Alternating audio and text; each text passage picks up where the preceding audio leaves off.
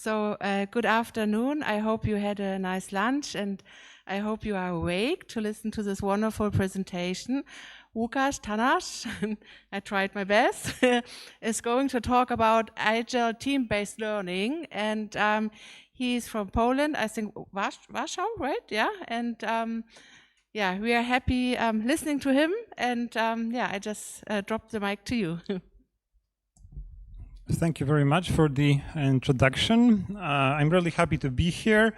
I will be standing, even if I have a leg injury, as you probably saw. I really miss walking and standing. So if I don't have to move much, this is my preferred body position. And if you listen to the lecture, one of the lectures here before, you know that movement is important in education, and we generally sit too much. I will be talking about things that you already heard about during this conference. And this is one of my take-home messages. I'm really happy to be here. This is my first conference of this organization. And it seems like in Europe and many places, without communicating with one another, we seem to be doing similar things. And it's wonderful to see that so many people care about teaching and engage in teaching, and then that we seem to be moving in the same direction. The topic of this group of presentation is authentic learning. So we all kind of deal with the problem of how to engage in authentic learning in such unauthentic environment. It really requires a lot of imagination. And I will show you what I did a couple of years ago, 2 years ago actually. And I also implemented some limitations on my activities. So I wanted to I was wondering, why is it that not that many of my colleagues at my university define themselves as teachers, want to define themselves as teachers, and want to excel in teaching? Why is it that the standards of research that they speak about in the publications are exceptionally high, and then I see what they're doing in teaching, and I'm like, okay, you call that a psychological assessment? What's the reliability of your data? And like, oh, it's just a description. So there is a great mismatch between what they're doing in the research field and in teaching, and I was wondering, why is it that it's not more often? So the limitations I posed were that I needed to transform the way I teach without any outside assistance, help, etc. So I don't have an excuse that I'm not teaching in a more active way because I don't have European funds, or the dean is not supportive, etc. So I did it without any additional cost. So it's only one lecturer changing the way that a module is conducted in a standard way. I didn't even, what was really important for me, I didn't touch the syllabi, almost. Because the syllabi are sometimes the things that we change the most when we try to make an educational reform, but it changes the least, in my personal opinion, and that it's not enough to change the syllabi to change the way that we teach. So these are the limitations. Everything that I will be saying about what I did in the course is I would say it's cost-free if you're trained to do that. And before I tell you what actually happened, I want to present a model that I like by Lombardi and others. They thought about what is it that joins all of those activities that we were hearing about today, the problem-based learning, etc. And we know from research that active teaching, could be a general umbrella term, is better than the standard alternative. Now, what is active teaching? And they offer a model where they contrast active teaching with what they say is the traditional learning model, and I agree that it's traditional. I went through this model, which the model is, you're trained as a PhD student, you learn the domain practices, the procedures of psychology in my case, you learn data analysis, you learn current theories, and you learn how to formulate hypotheses from models, and then you have direct experiences in your supervisor's lab how science actually works. You're trained in that, and furthermore, well, what's the best way to learn? The best way to learn is to teach, right? Teachers generally learn a lot while they're teaching. So not only this, but also as a PhD student, you get paid to teach the students. It's a perfect model. It works very, very well, I mean, for my education. Then I get, you know, I'm finishing the PhD, I'm the assistant professor, I get research grants, I learn more domain practices, I learn data analysis more, etc., etc. I have more direct experiences. I'm becoming a better learner, and then I tell other people how I'm doing. This is the traditional model. We're very good at good quality education, but we are offering the good quality education for the faculty of the institution, in my opinion. Now, the change from this model to an active learning model is actually a fundamental change, because I'm also a kind of an advisor at my university who talks with professors about what they can improve in teaching, etc. So sometimes I get a professor saying, "Oh, I'm doing active teaching. Yes, my lecture is very interactive. The students ask questions." Or they use clickers, so they have some fun during that. And then I ask them, okay, well, is it the case, are you expecting self-regulated learning? So is it the case that your students have their own goals, educational goals, that they plan, pursue, monitor, and then reflect on? Or are they your goals that you're checking whether they catch up with your goals? I think that's a fundamental shift. In active learning, we talk about the student being in the center as a person who is trying to make the meaning out of domain practices, data, models, direct experiences, obviously in a very simplified way, because we're not talking about a PhD student, but a bachelor or master level students. It's the student who needs to be in the center of attention and exposed to all of those elements. And additionally, well, I mentioned the fact that it's the best way to learn is to teach. So interaction with peers, very often involving teaching. Those peers, and this is one component of my course, self-reflection, self-monitoring. So this is something which students don't really like, getting feedback. Unfortunately, especially if they do poorly. So this is the worst case. I mean, people who tend to ask for feedback are usually those that missed a comma. And then I tell them, oh, you missed a comma, and then like, oh, so I was almost perfect. And but the majority of people who actually need feedback, they don't ask for it, they avoid it, and that's an issue. So if I have time, I will be talking about that. And then the teacher, as some people already said, is a facilitator of their goals. Now, the problem, you need to multiply this in my course by 120. So you have 120 such,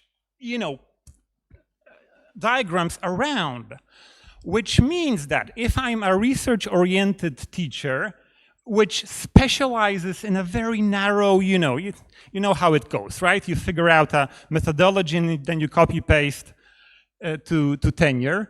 Your procedure, so you become a specialist in a field. Well, this is not possible here, right? You need to be reasonably well equipped to help the student arrive at their own meaning in different domains, because they will be choosing the domains, not you.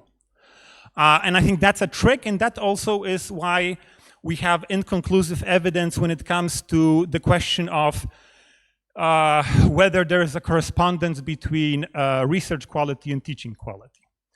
Obviously, the narrative is, at least in Poland, that research, if you're the best at research, that means you're an excellent academic. But there isn't much evidence to show that it actually improves your teaching capacity. So all of this should happen in an active learning environment. How it was actually implemented? Well, the module had two components. One, it was a lecture. Officially, the name is lecture, but I just call it a large group meeting. And a large group meeting was that was more than 100 people. By the way, these are international students in psychology and English, so the level of their cultural background, English, academic experience varies very much. What happened here, we have a standard team-based learning. So we have an individual readiness check for every lecture. It's a flipped classroom, right? So they read, then I check individually what they know. Then they have a team discussion. They group into teams, and those who know better teach those who don't know. And in that time, I check their individual answer for misconceptions.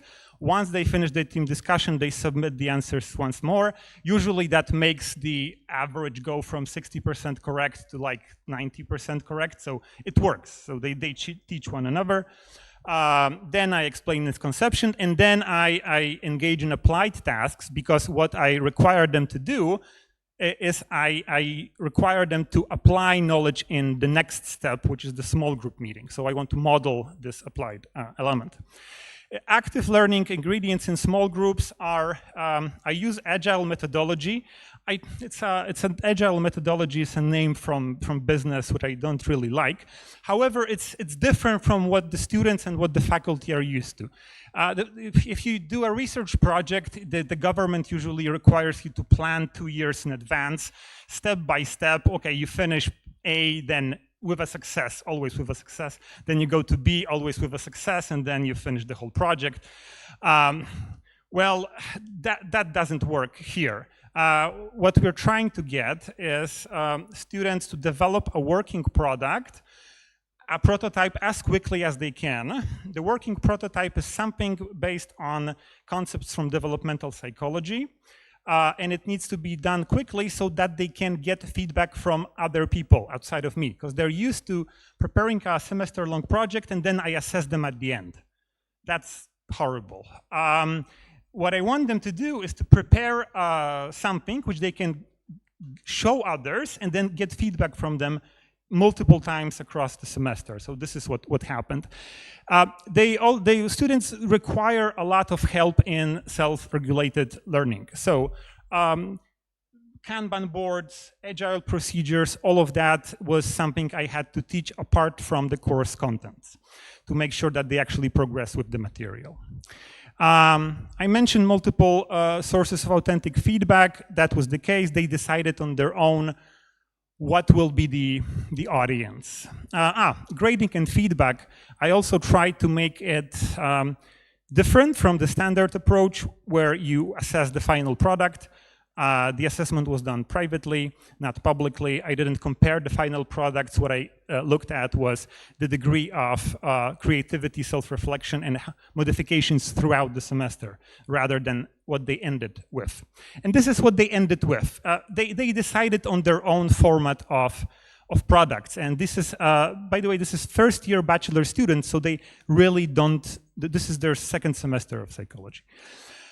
If you want to go to tinyurl, then you have a Notion page with all of those videos, and there is also, for each project, there is students describe their process, noting what they did wrong, what they thought will happen, etc.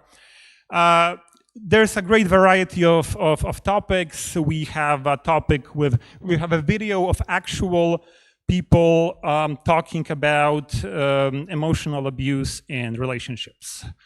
maintaining anonymity, etc., etc. We have a video where they showed how a person with attention deficit can feel during a lecture.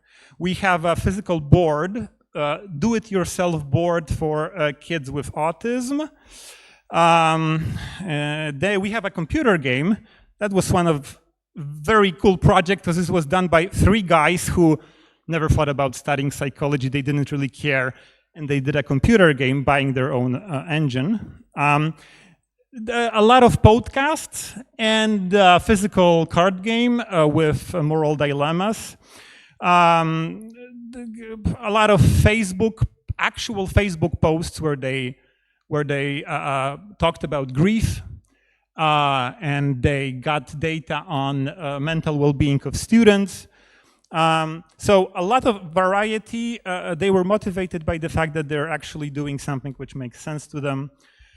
And that project proved to me that it's mostly in the incentives in the university, in our heads, how we define ourselves as researchers or teachers. But the change is possible for anyone that wants to change without any additional cost. So thank you. I think I'm out of time.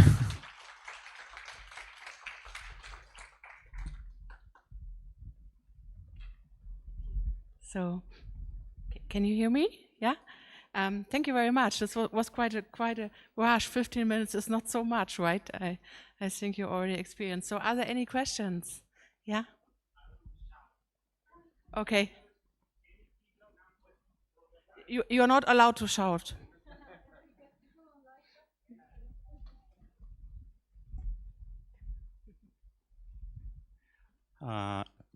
I'm Hristo Ciucurlie from MBU. I'm very interested of the agile method. My question is, can you show what is prototype? Did those last 2 slides are with prototypes? Yes. Or? Yes. Okay. So a prototype, in those type of project-based learning endeavors, I would say a lot of time is sometimes spent on activities which are external to the subject itself. So for example, with the cards, you spend a lot of time designing the package, etc., etc. So I try to make sure that they leave everything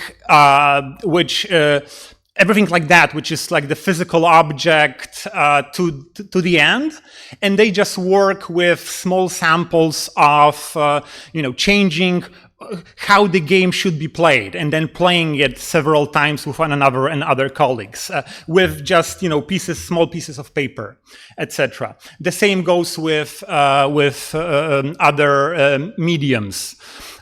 Such as the little board was also developed step by step. So generally I try to make sure that it's a very simple but viable product that you can show to a small audience. Thank you. It doesn't look perfect. You need a lot of imagination to figure out what it actually is. Yeah. One more question, yeah? Thank you very much. Yeah, thank you very much for your presentation. Well, my question is, I'm a kind of interested actually in agile model, because I don't know if you know the works of Talcott Parsons, who is an American sociologist, and he coined actually the agile. A goes for adaptation, and J goes for goal attainment. I go for integration, and L goes for latent patterns maintenance.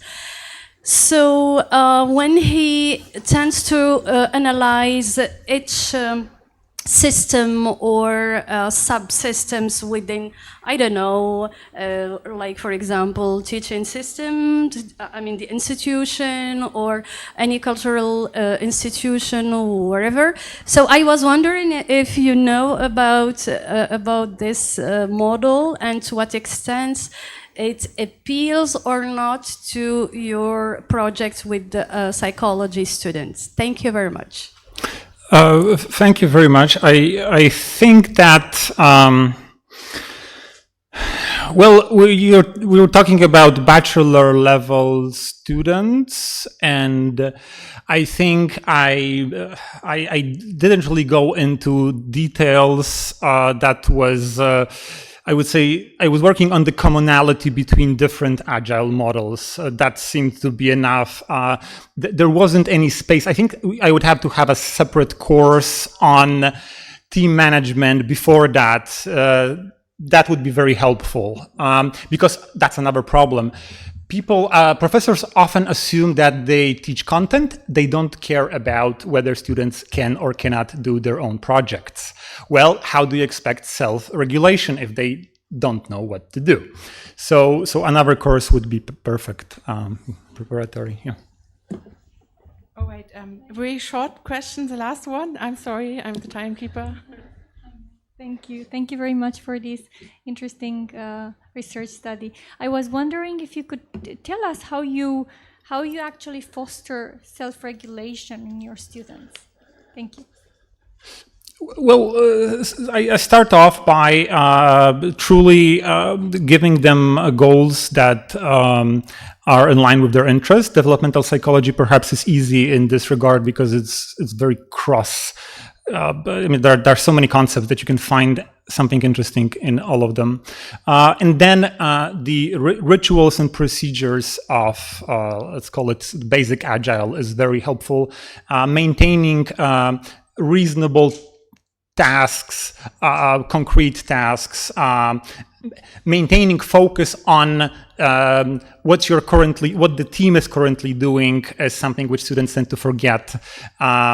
So there is a lot of work, I would say even more work than teaching them course contents from developmental psychology. It's rather work on making sure that they keep on monitoring their work and don't fall back into the assumption that well, we will be assessed at the end of semester, so now it's the middle of time, and we don't need to do anything. Okay, thank you very much, Łukasz. I think we have a lot of questions, and later we are going to have a coffee break, and I think Łukasz would be happy to talk more about his course. And yeah, thank you. We're going to have a next presentation. It's Maria Ivanova from the new Bulgarian University, and she's going to talk about educational enterprise. So we are happy having you here. And may I help you, or is it like...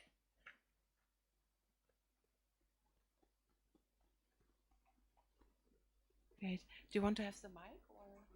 Yeah? Okay.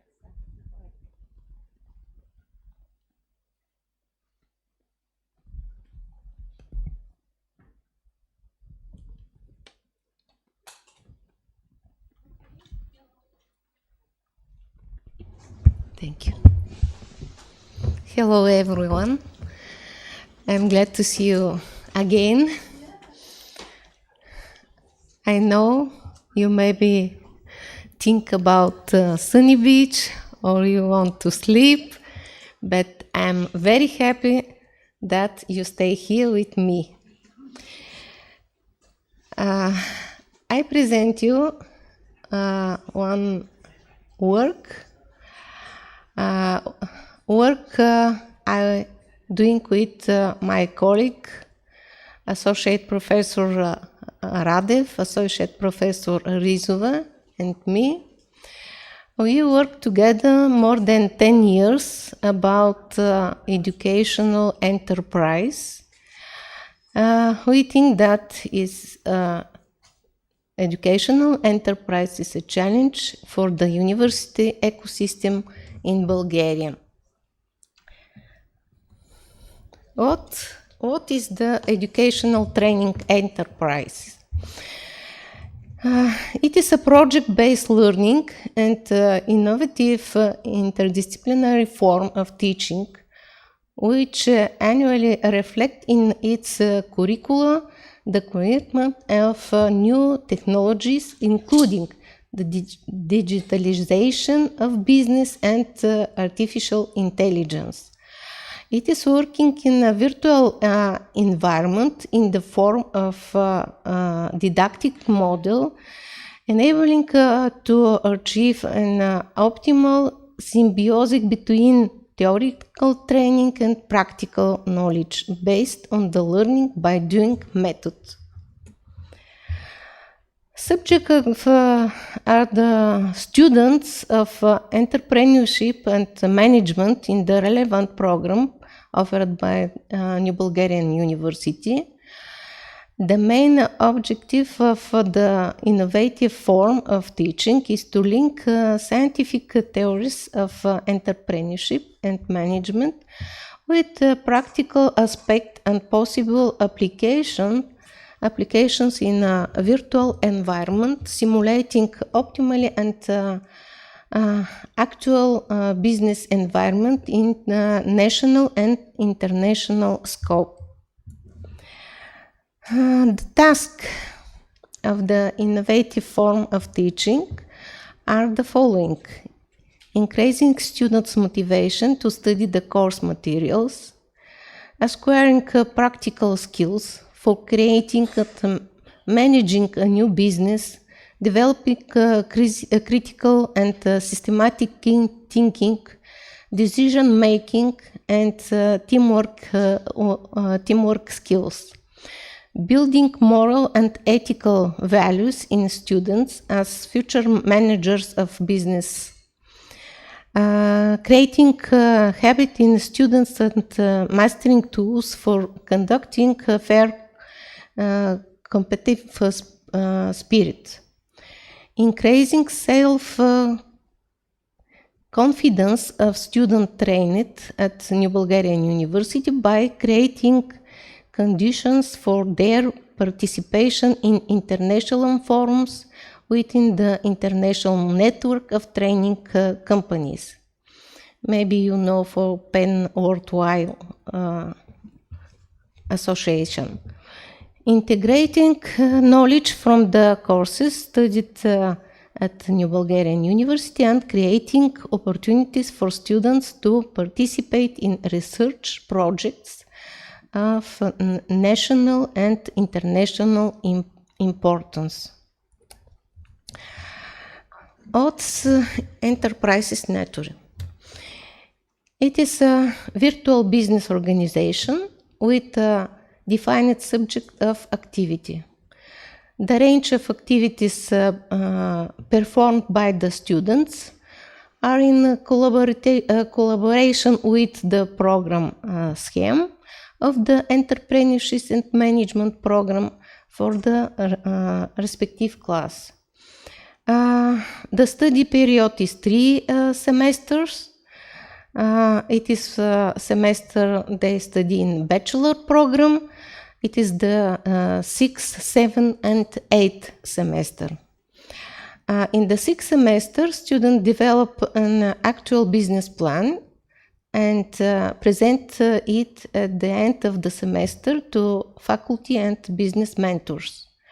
During the 7th and 8th semester, enterprise registration or pre-registration is carried out. Its structure and legal basis are developed. Students conduct commercial negotiations, conclude transactions, make a payment through the educational bank, booked bank, both to supplier customers and pay salary to their employers. Student teams work of maximum to 60 number each of enterprises. On a rotation basis, each of the students performs the main management functions by administrative unit. Currently, 4 virtual enterprises are operating at New Bulgarian University with subject of activity, production, accounting, and financial, transport, and tourism.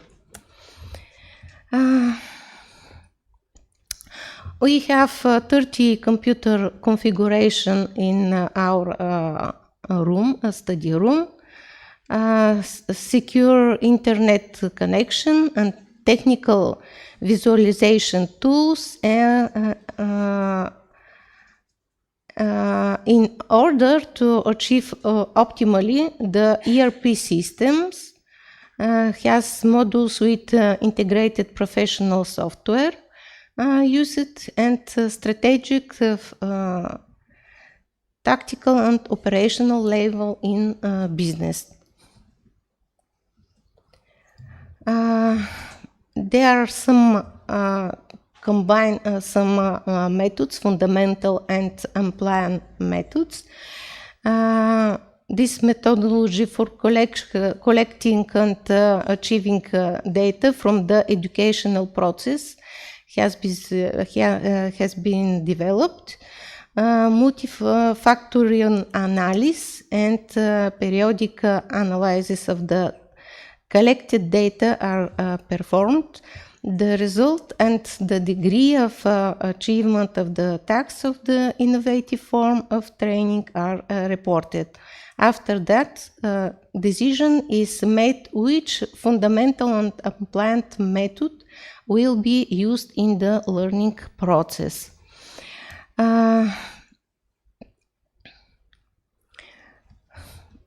There are some objectives of the learning process, what steps of the process: team building, developing a business plan, organization culture, business enterprises registration and re-registration, commercial enterprise management, development of a quality management program and criteria, quality assurance, at control process, commercial activities, and so on. Result for this period, you see how many students we have. It is from students are from bachelor programs of business management and entrepreneurship, financial management, accounting and control, marketing, law, tourism, and business administration. Since 2011, NBU is the only university in higher education in Bulgaria which applied this methodology. What's the result of the implementation of the tasks of the innovative form of teaching? For task 1, in our report we have two tables where we can to see and compare the data. We have some diagram where can to see the data show positive dynamics in the theoretical assimilation and practical application of scientific postulates. Okay, every task we present in our report how the results. Sorry, I haven't never haven't. Conclusions.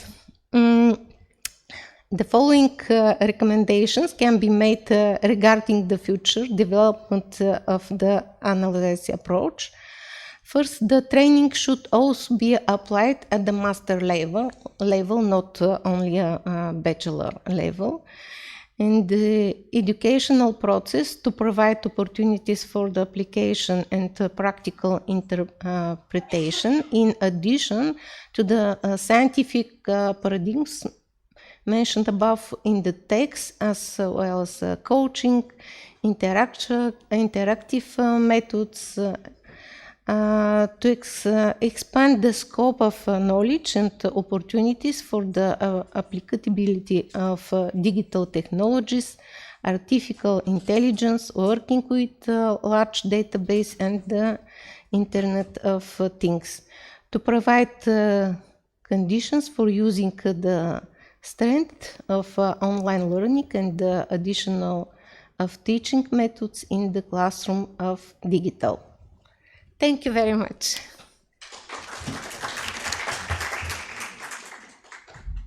Thank you so much, Maria. Are there any questions, comments?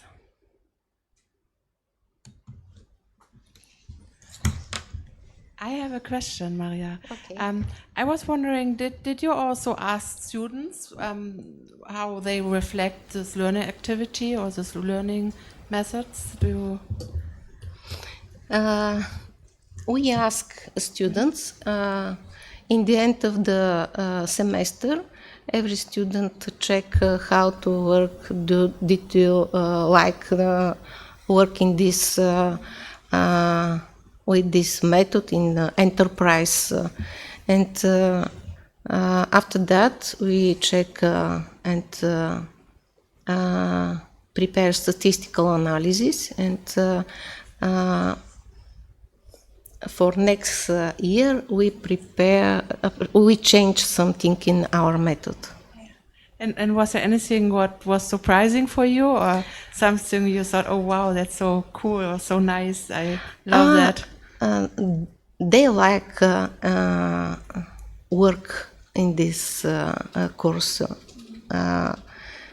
Surprise after that, when they end their study and come back and tell us, oh, it is a good idea. It is more beautiful things we doing in our study, and they prepare. They doing their enterprises. They work in about this which they study. Okay. Yeah, thank you. Yeah, great. That's a nice surprise. Any more questions or comment? All right, well, thank you so much for your presentation. So, our next presentation is going to be online. Somebody told me. And I also know, I think we are a bit late, but it's because we just started late, and I didn't want to take the time from the presenters. And so, can I see the person here, right? Yeah. So probably I sit here that the person can see me as well, right? Yeah. All right. So we are having Anna with us, and I think she's from the same university like Łukasz is, from the University of Social Sciences and Humanities in Poland, Warsaw, and yeah, I hope you can hear us. You can't really see the audience, but there are a lot of people here listening to you, and I think I don't know if I can write if there are still 5 minutes left, or if I just say it. I think I have to say it, so please be so kind if I... Okay, Anna, please, are you sharing your screen? Okay, now, okay, thanks, please for maximize the presentation, thank you. Okay, we can't hear you yet. You can activate your microphone, please.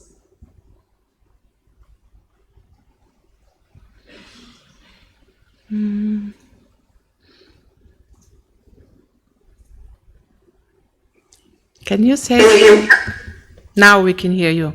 Okay, sorry, because I'm not the biggest fan of Schmitz, but I will do my best on Teams. So I will share once again my screen. Now you should see.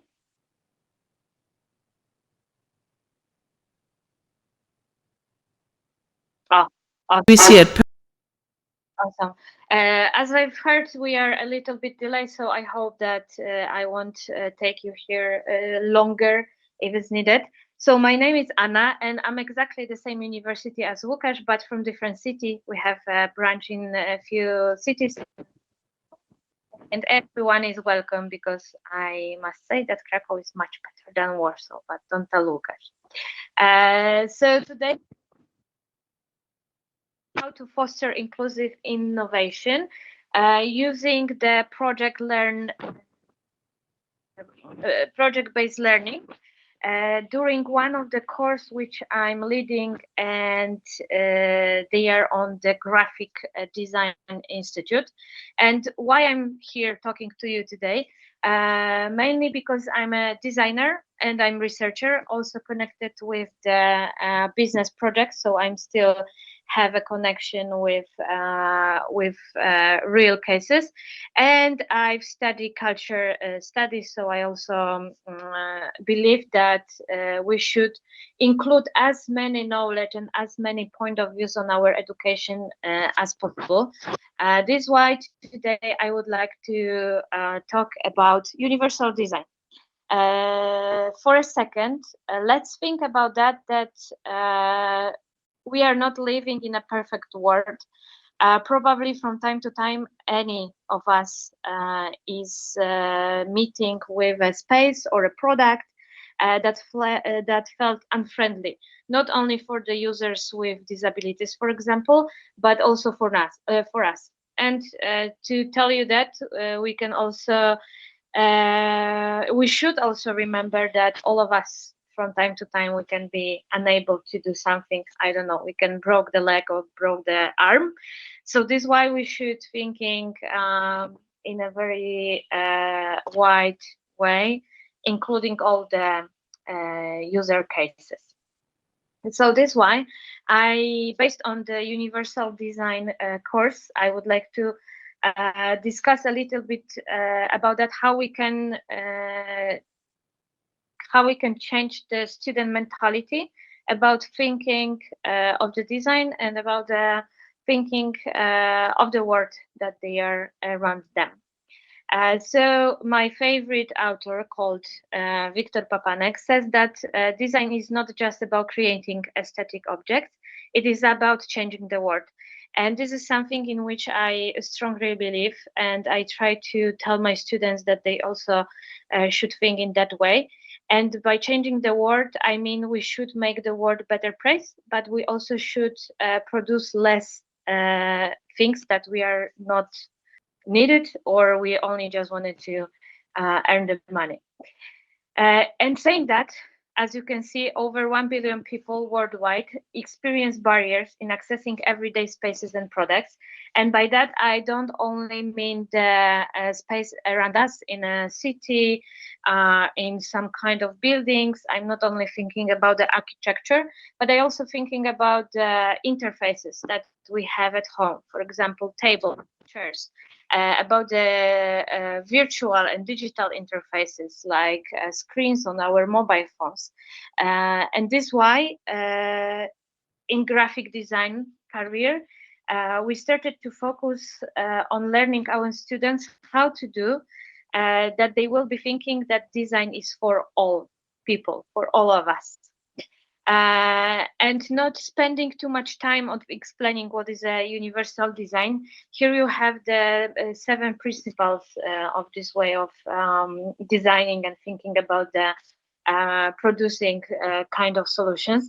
And what is the most important, as you can see, it's easy to use for everyone. So if you have a door, it should be easy to understand how to open the door, how to close them. It should be easy to open the door with the crock, on a wheelchair, with a trolley, with a suitcase, and so on and so on. And talking about the doors, which is like very obvious example, I try to convince my students that they should thinking about all the projects that they are creating.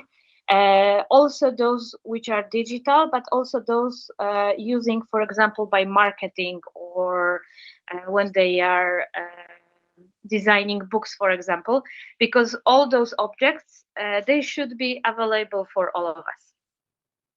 And not only me, but especially the Krakow division, we start to introduce as many projects in our daily education as is possible. So it's not only giving our students the knowledge, but showing them how they can use this knowledge in real use cases. Because education, in my opinion, and in opinion on Joe Dewey, is not preparation for life. Education is life itself. So as much as I can, I try to put in the students not even knowledge, but this ability to ask the question, wonder all the time, and be curious. Because those three skills make them, I believe, good and ethical designers. As you all know, we also have the principles of project-based learning. And I won't focus on this list. It's only for giving you a scope and the context in which I will discuss in a minute the projects with which I want to show you. But the most important is that I try to focus on a real world problem. And students, they need to solve the problem that they are around us. They are not like something imaginary. They just need to go and observe. And for what is also important is their focus on reflections and connection with the community. This is why on universal design we try to give them the project or the topic which is easy to understand and easy to touch by them. And by that, I'm saying that mainly we focus on solving problem in the city, because the city is like the solution which they are using every single day. And our course is divided into 2 semesters, and first semester is focused on building empathy. Basically, is like the research semester, in which students are getting familiar with many different research methodologies and tools. And the second semester is focused on design and prototyping. This kind of approach is very similar to design thinking. It's one of the processes that you can use in the project or design process. It's not the best one, but give us the flexibility to adjust the methodology and exercises and the topic and the group on which we are focusing during those 2 semesters much better with students. So this is why to have any kind of scope or any kind of, I would say, the spine around which we can build, I use design thinking. It's also give them the structure and show them that the process of designing is a process, not like the random different exercises which are looking good, like, for example, building personas or building the customer journey map, which are very colorful and nice, but they are not like the most important part of the designing process. And we observe, because me and my friend, we also conduct the research with the students, that they really, after those 2 semesters, having more critical thinking. They are increasing their empathy. They are much better in teamwork, and they are much better in problem-solving way of thinking, which is also crucial not only for their career, professional career, but also for the thesis that they are writing at the end of the 3rd year. So here I would like to show you some of the projects which the students prepared during the classes. And first one is like redefining urban spaces. And here you can see some of the prototypes which the students prepare on the classes at the university. And this project is focusing mainly on the kids in the city. So the students are forced to focus how the city is designed for this kind of users, and like you can imagine, majority of them try to redesigning like playgrounds. And here is one of the example, which is important in that case. The groups kind to try to match the space with kids also with different disabilities. And I'm not talking only about the physical ones, but they also try to focus how, for example, the kids in a spectrum of autism can feel in the noisy and very colorful space. This is another approach of designing the playground. As you can see here, those groups, they were more focused on different shapes, and this sandbox is very cool because has open doors, and any kind of kid, also in a wheelchair, can have access to this box. Here you have the prototype of the cat. It's like a friendly cat, which in idea of students should be hang on every single zebra cross, especially around the schools, kindergartens, and other educational facilities, and should focus kids on how to cross the street in a correct and safety way. Also giving a signs to drivers that they need to stop because they are kids and they probably may be a little bit more discoordinated than the adults crossing the zebra. And the first... Tell you have 3 more minutes. Sorry for interrupting. I finish. So the another project is for the school, and the kids wanted to, and the students wanted to teach the kids how to be more responsible, and wanted to do in a way of offering them the urban gardening space with the kind of controlled diary in which they can downwrite their observation. The project number 2 and the project number 3, they are already the projects that they are students preparing for the diploma. And one of my students is designing now the tools for diabetes management, which she discovered that we don't have enough of those tools for people that they are just struggling with the diagnosis.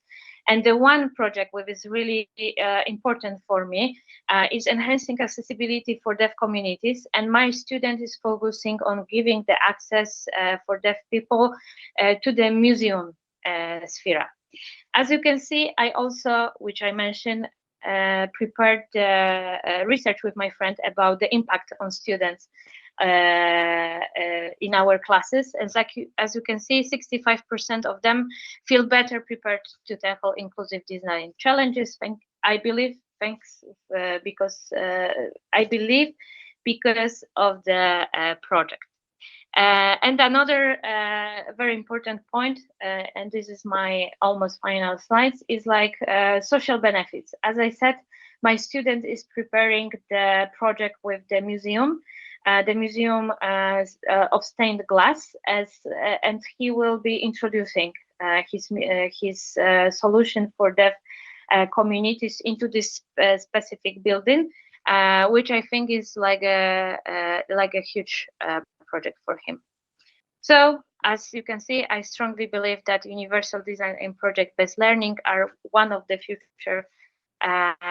futures of the design education. Thank you very much, and I'm ready to hear your questions.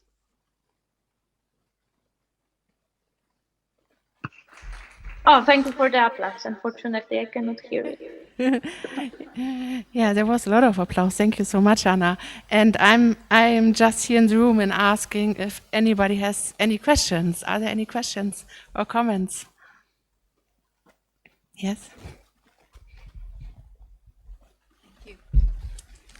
Hello, Anna.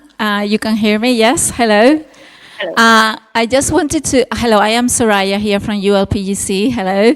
I just wanted to congratulate you because I thought that your project is really very interesting, the universal design and obviously also project-based learning, and especially because I think it has an important impact on society, no? And that is really the important connection, in my opinion, that we should also address when we are designing, no, different methodologies in our sessions. So congratulations, because I think the different examples that you provided are very useful. Maybe some of us could imitate some of them in our sessions as well. So just that. Thank you. Thank you very much. And of course, it will be more detailed text about the approach that we have in the university. And universal design is only one of the subjects in which we are focusing on projects, because we really try to introduce real business cases and project in every single area. For example, I also co-teaching classes about books design and publication design, and the students now are working with a real client, which is like the theater director, and they are preparing the special script for him. So this is how we try to focus students to use the knowledge in the real use cases, and we're also showing them the business, which is like a real environment for their future work. Any more questions? All right. So thank you so much, Anna, for your presentation. And yeah, we are sad you can't have coffee with us now, but I think if people have more questions or like to ask you something, might write you an email or get in touch with you. Yes, definitely. And okay. I already know that Łukasz has my email because I was contacted. That's so good. anyone who can grab coffee with Łukasz can also have contact. Okay, so we know Łukasz is going to be the man. All right, thank you so much. So I think we deserve a coffee and a cold drink. And so yeah, thank you so much for listening, and yeah, have a good break.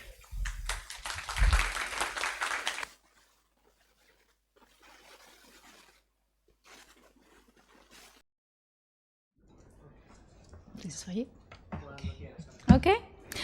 Okay, hello. Good afternoon, everyone. Thank you so much for being there and joining us on this final panel for today.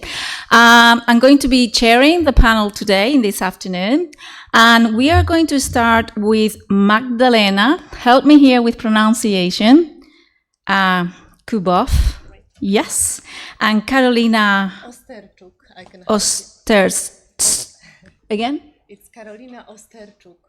Carolina Osterczuk. Yes, thank you very much. Yeah. Thank you. So we're going to start with both of you. We might have someone else online. So the title of your presentation is Collaborative Learning, Model for Designing Social Entrepreneurship Education. And before we start, we have really 6 presentations in this last panel. So I'm going to really ask you for the 15-minute presentation. I'm going to be really using the 5-minute, 3-minute, 1-minute final call, please. And then we could have especially the questions and the interaction. Yes? Thank you very much. Okay, thank you for the introduction. We with Magda, we together would like to share with you our approach to preparing courses for students, but this perspective, how we as academics, as teachers, can collaborate with our environment to gain knowledge, to exchange experiences, and based on this, to develop our own knowledge also, to develop ourselves. This is about also like should we? Oh, sorry. Wait. So we for the last years, in fact, we are testing this method of co-creating the courses together with various stakeholders of university. Co-creating, designing, developing, and then also implementing these courses. This approach of working with environment gives us multiple opportunities to find creative methods for our students, creative opportunities like, for example, to develop themselves. Sorry, I'm confusing this. Okay. Let's start from this approach. Like, I'm not sure if you are familiar with the model of intersectoral collaboration, which is innovation helix. It's quite popular, quite a common model, and this is usually the beginning of our of programming our collaboration with the environment. So the helix in this version inform us that we should, as a university, collaborate with representatives of business, of public administration, and of civil society in order to produce more innovative results. This collaboration can be extended also to environment as a last stakeholder, natural environment. However, it obviously depends on the project. Should we consider it or should we not? So this is usually our beginning. Like we plan to work with people from different sectors. We may ask, you may ask, should we, in fact, is it necessary to co-create some courses, academic courses? Probably not all of them. I can for sure imagine those courses when maybe practical knowledge will not be useful. However, some courses, like for example, entrepreneurship, social entrepreneurship, which should be up to date and practical, usually we work on those courses. Those are the courses which can be suitable for the method of co-creation. So, first of all, we like the approach of constant learning. While social entrepreneurship is creating enterprises, being in the environment of social innovation, this is also following the changes, the fast-changing reality. Relation with practitioners gives us the perspective of what is currently used, what are the trends, what kind of changes are around. Co-creation offers us also an opportunity to build engaged networks of people who are in relationship with university and may be willing, for example, to participate in mentorship programs or in various other ways work with our students. And also, it is usually a source for us of multiple case studies that we have it fresh, directly from practitioners, and it is also useful for the program of the studies. So social entrepreneurship is one of such courses that we are currently designing. It is also, we are designing this for ERUA, in fact, also co-creating this. And it includes a lot of practical knowledge. Entrepreneurship is also relationship-based. It requires innovativeness from our students. Therefore, co-creation is such method that we use here. So just briefly about how we this, how we recently co-created academic courses, we planned this series of workshops. With multiple stakeholders, in which participants are invited according to this innovation helix that I presented at the beginning. So we prepared a sort of a translation of the model of innovation helix. And we decided that for this particular course, it is useful to invite startups and business representatives, NGOs and incubators, public administration as a source of the knowledge about rules and legal aspects of doing projects with students, academic experts, obviously, but also civil society, which here we understand in multiple ways. But for example, it could be beneficiaries of the course, means students. We also need them to see their perspective and their needs according to how they want to learn such a practical course as social entrepreneurship. We may share also with you the agenda of such workshop, which we currently are, which was just implemented and we are testing it, but we're open to share it already with you. So first of all the participants are invited to such workshop to share their current experience on the topic. We intend to discuss good practices, talk about real-life cases, and provoke a discussion also between the participants.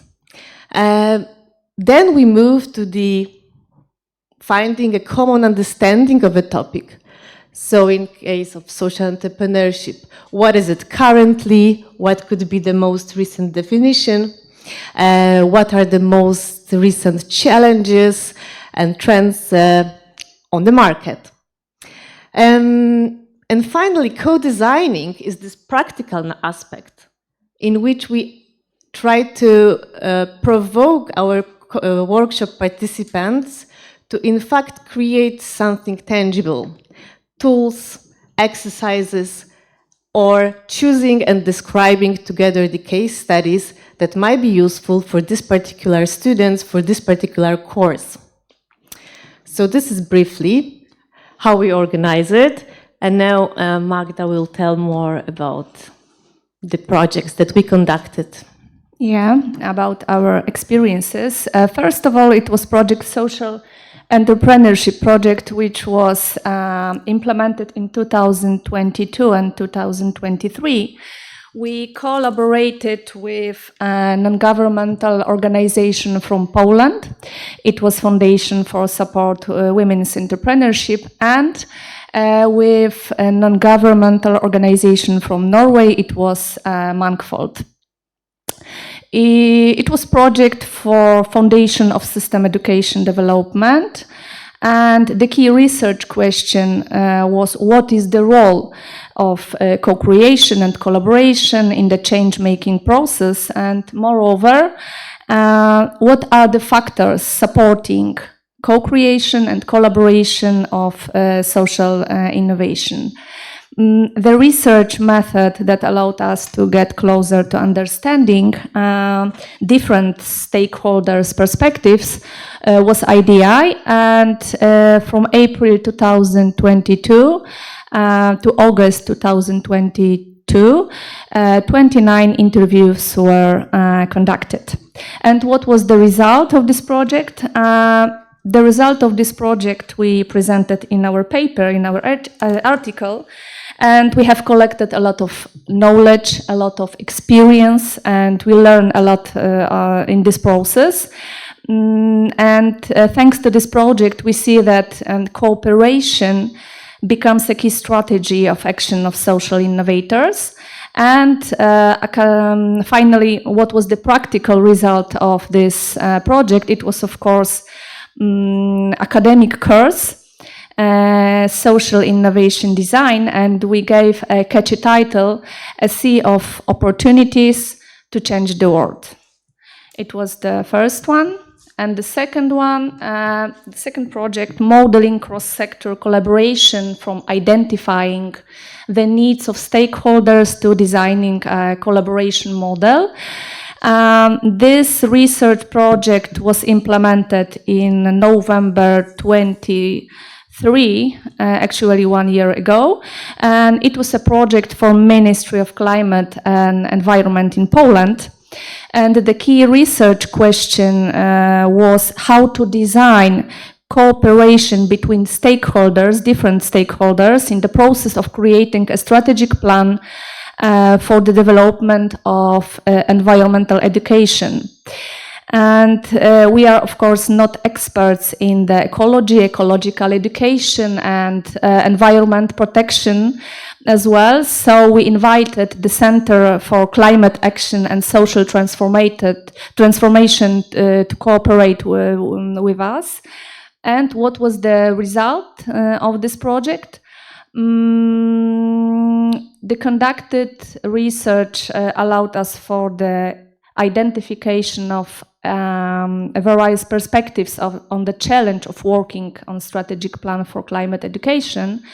And the analysis of research results show that it is crucial to involve non-governmental organizations from the field of ecological education, ecology, sustainable development as well, to co-create the program and then to co-create the content of such program.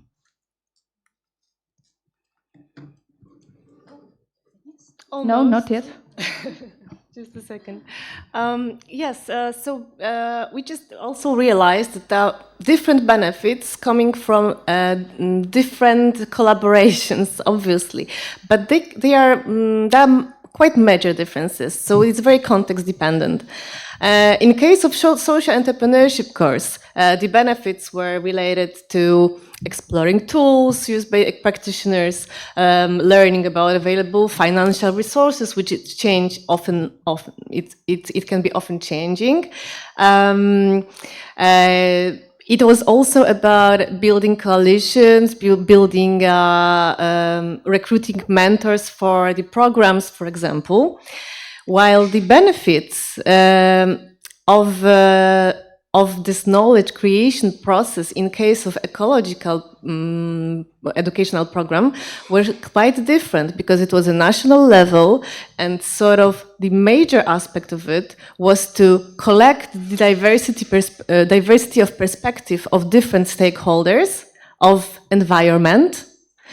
So there were administration has a very different approach than, for example,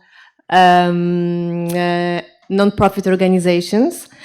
And apparently, when they met in the round table and were discussing how the educational program on environmental protection should look like in Poland, they could confront the different opinions, but also they had the opportunity to see each other, that there are different opinions, which was a value like of this process. So in fact, such co-creation is an opportunity also to trigger some small changes in the area in which we are co-creating, simply by confronting people from different sectors and facilitating their collaboration.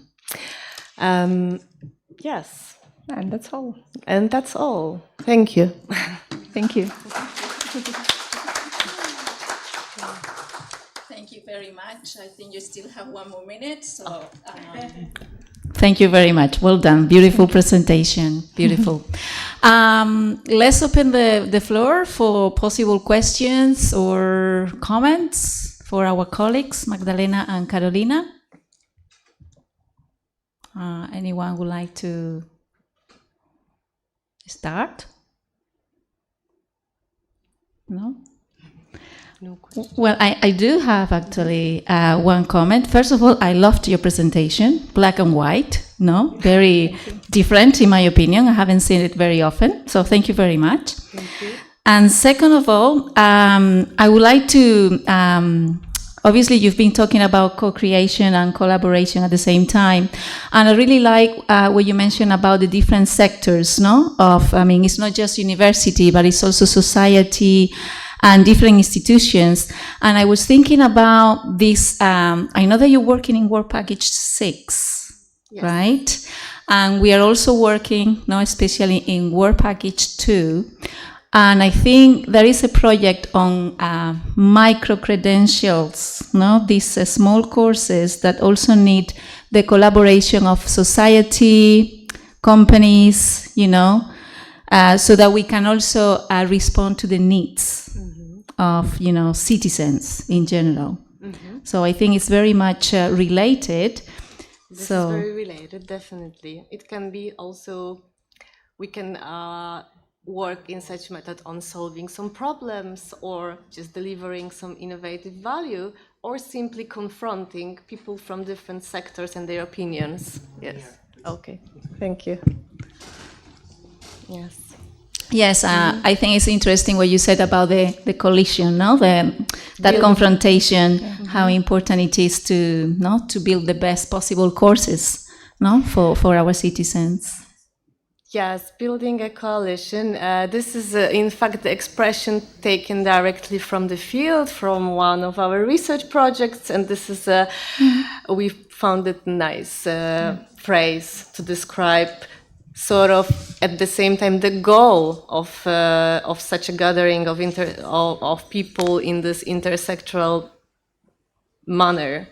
That the goal is to build a coalition. So we want to find an agreement, we want to find a solution, and create, in fact, the better solution that each of those people separately or organizations separately is able to create and implement. Thank you very much. Very, very interesting. Thank you. Thank you. There is another question, maybe comment? Do I need to move with a mic? Yes? Is there a mic? Thank you. Thank you so much. I did find the presentation very inspiring too. I have a question.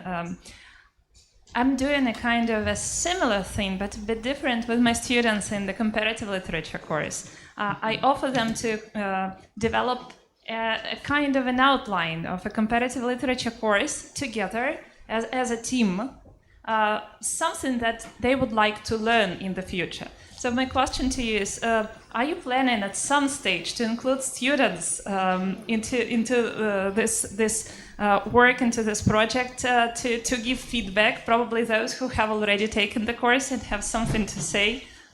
Is it a possibility? Yes, the question is about this course or in general? In general, what the work that you are doing, maybe students could give feedback and in such a way also participate in developing the course together with other stakeholders.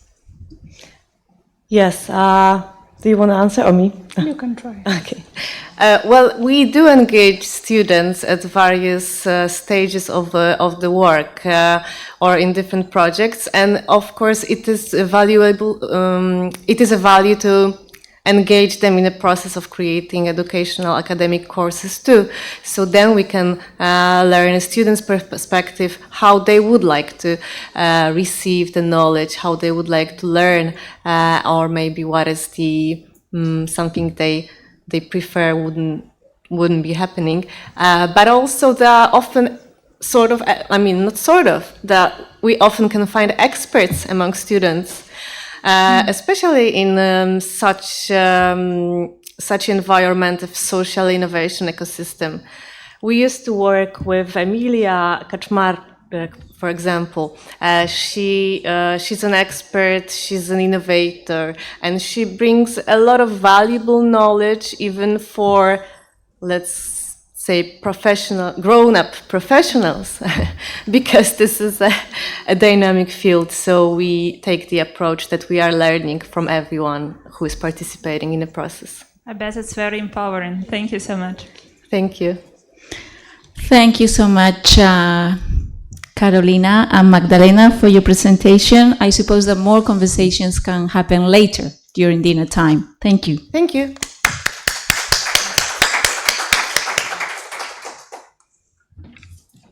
Okay, let's continue with the second presenter. I wonder if we have, I'm sorry about the pronunciation, but I'm gonna try. Raimili Hana, connected online? No. Okay, so I think we could continue with the order, Pedro. So it's Pedro and myself next, okay. I wonder if Paolo, Francesca, okay, you're also here, so you're after us. Francisca is also here, and maybe Justina at the end, okay? Wonderful.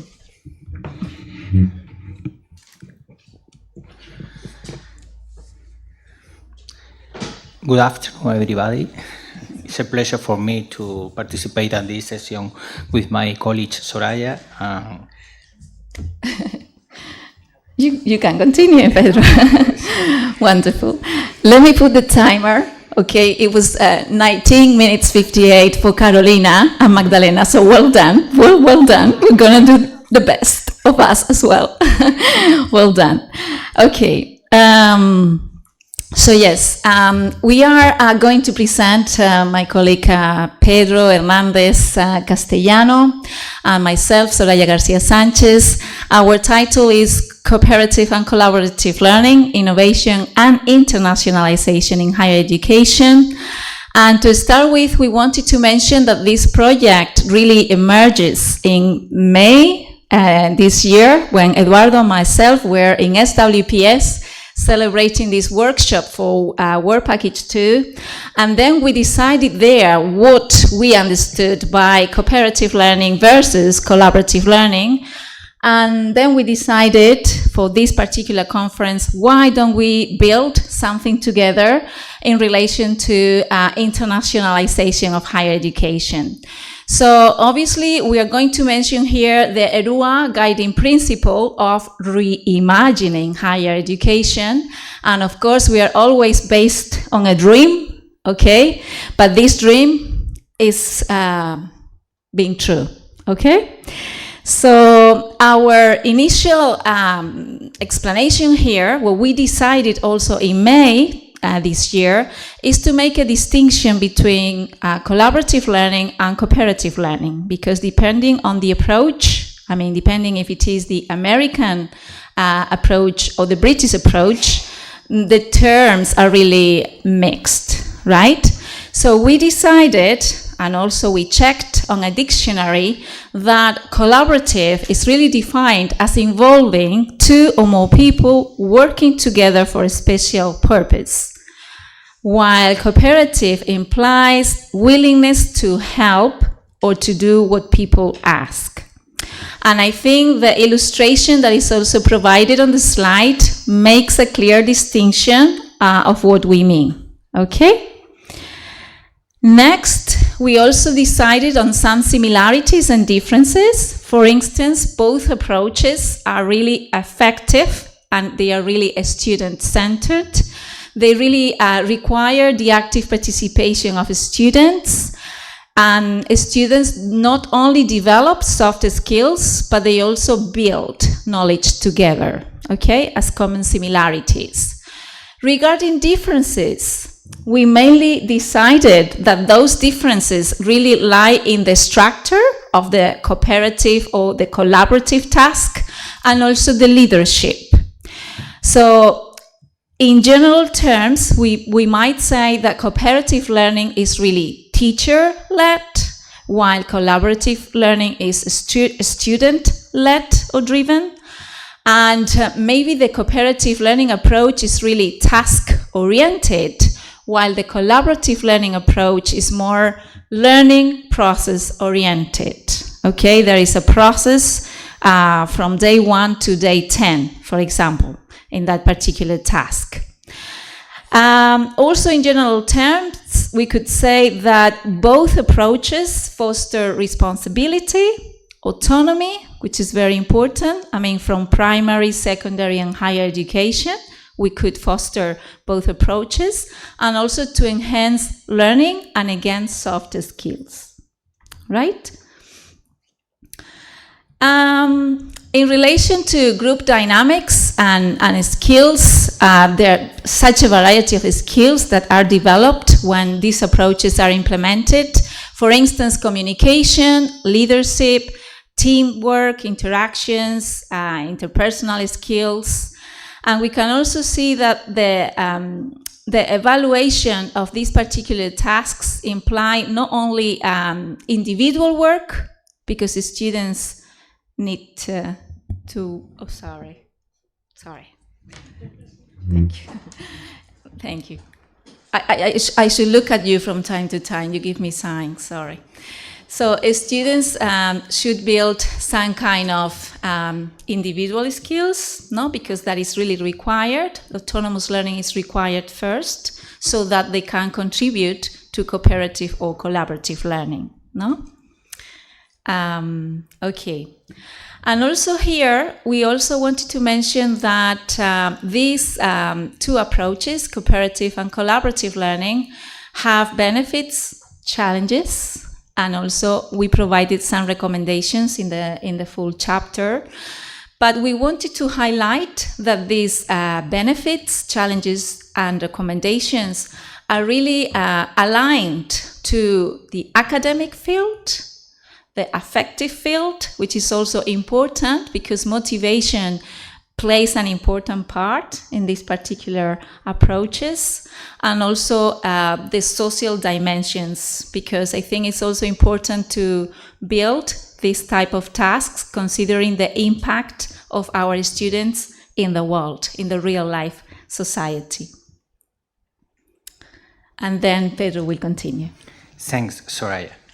This experience took place in the School of the Industrial and Civil Engineering, IIC, as a part of the 4th year's course, Product Development Technologies, in the Industrial Design Engineering program.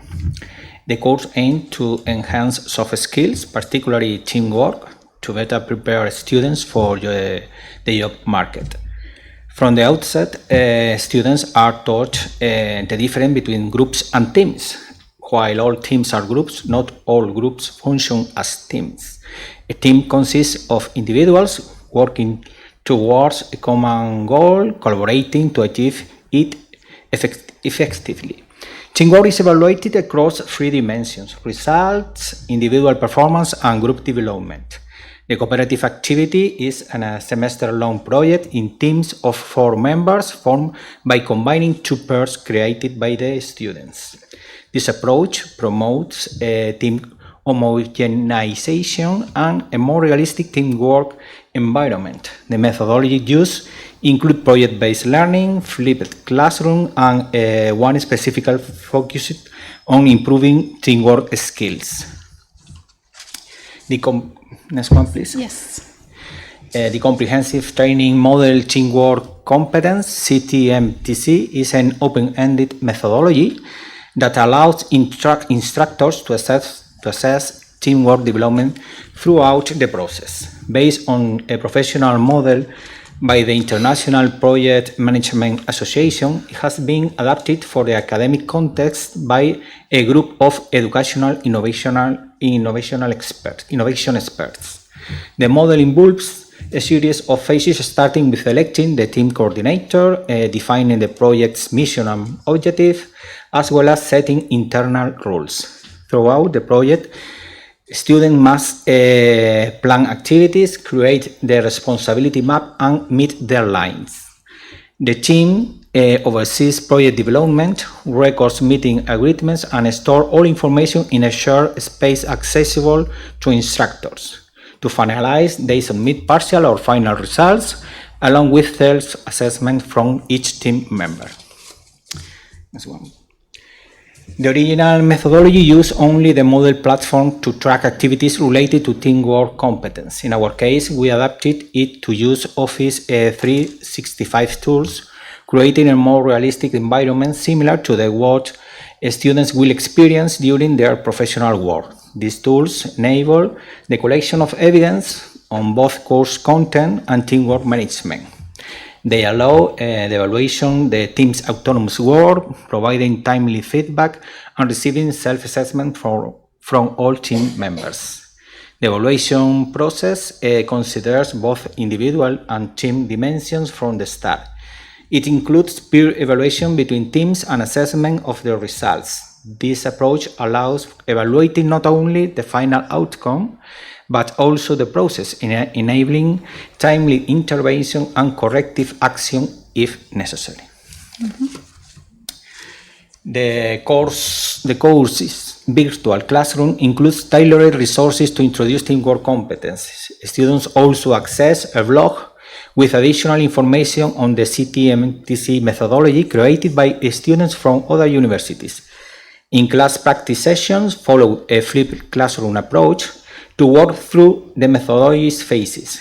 Microsoft Teams and Planner are used as professional tools for team interaction and management. Planner allows easy tracking of each member's work and the organization of activities.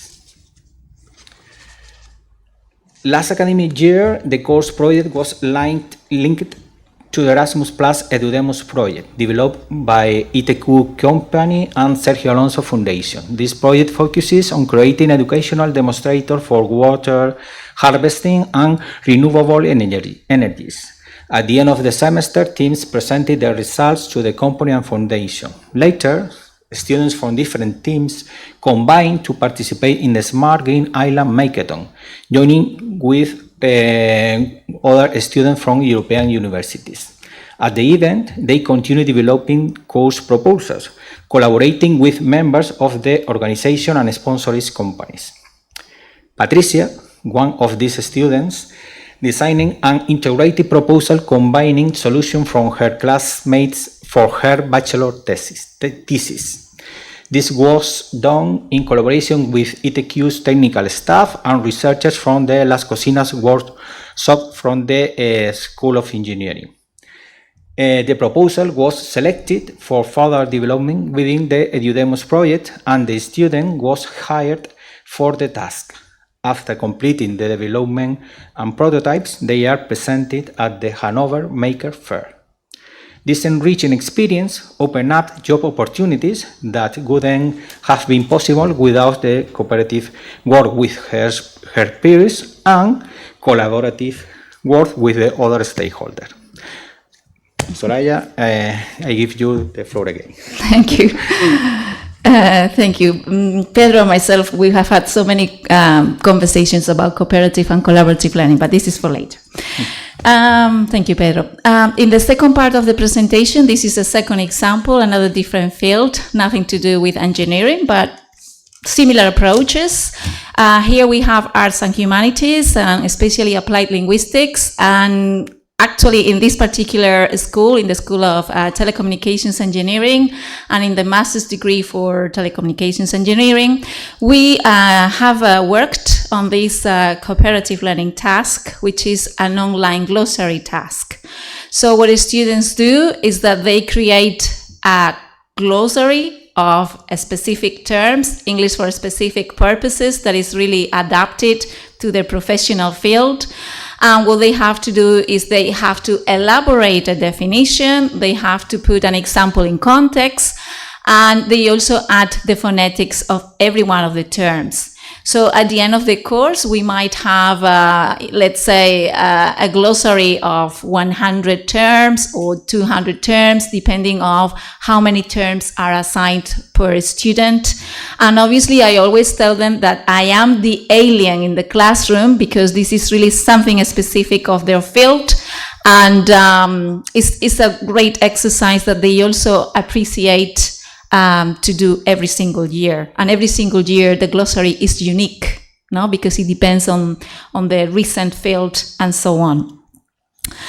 Another example that we wanted to share with you that is more a collaborative learning approach is really a collaborative debate that we have also conducted here. I'm sorry, there is a typo there, collaborative something. Telecollaborative debate in the same school and with the same group of students.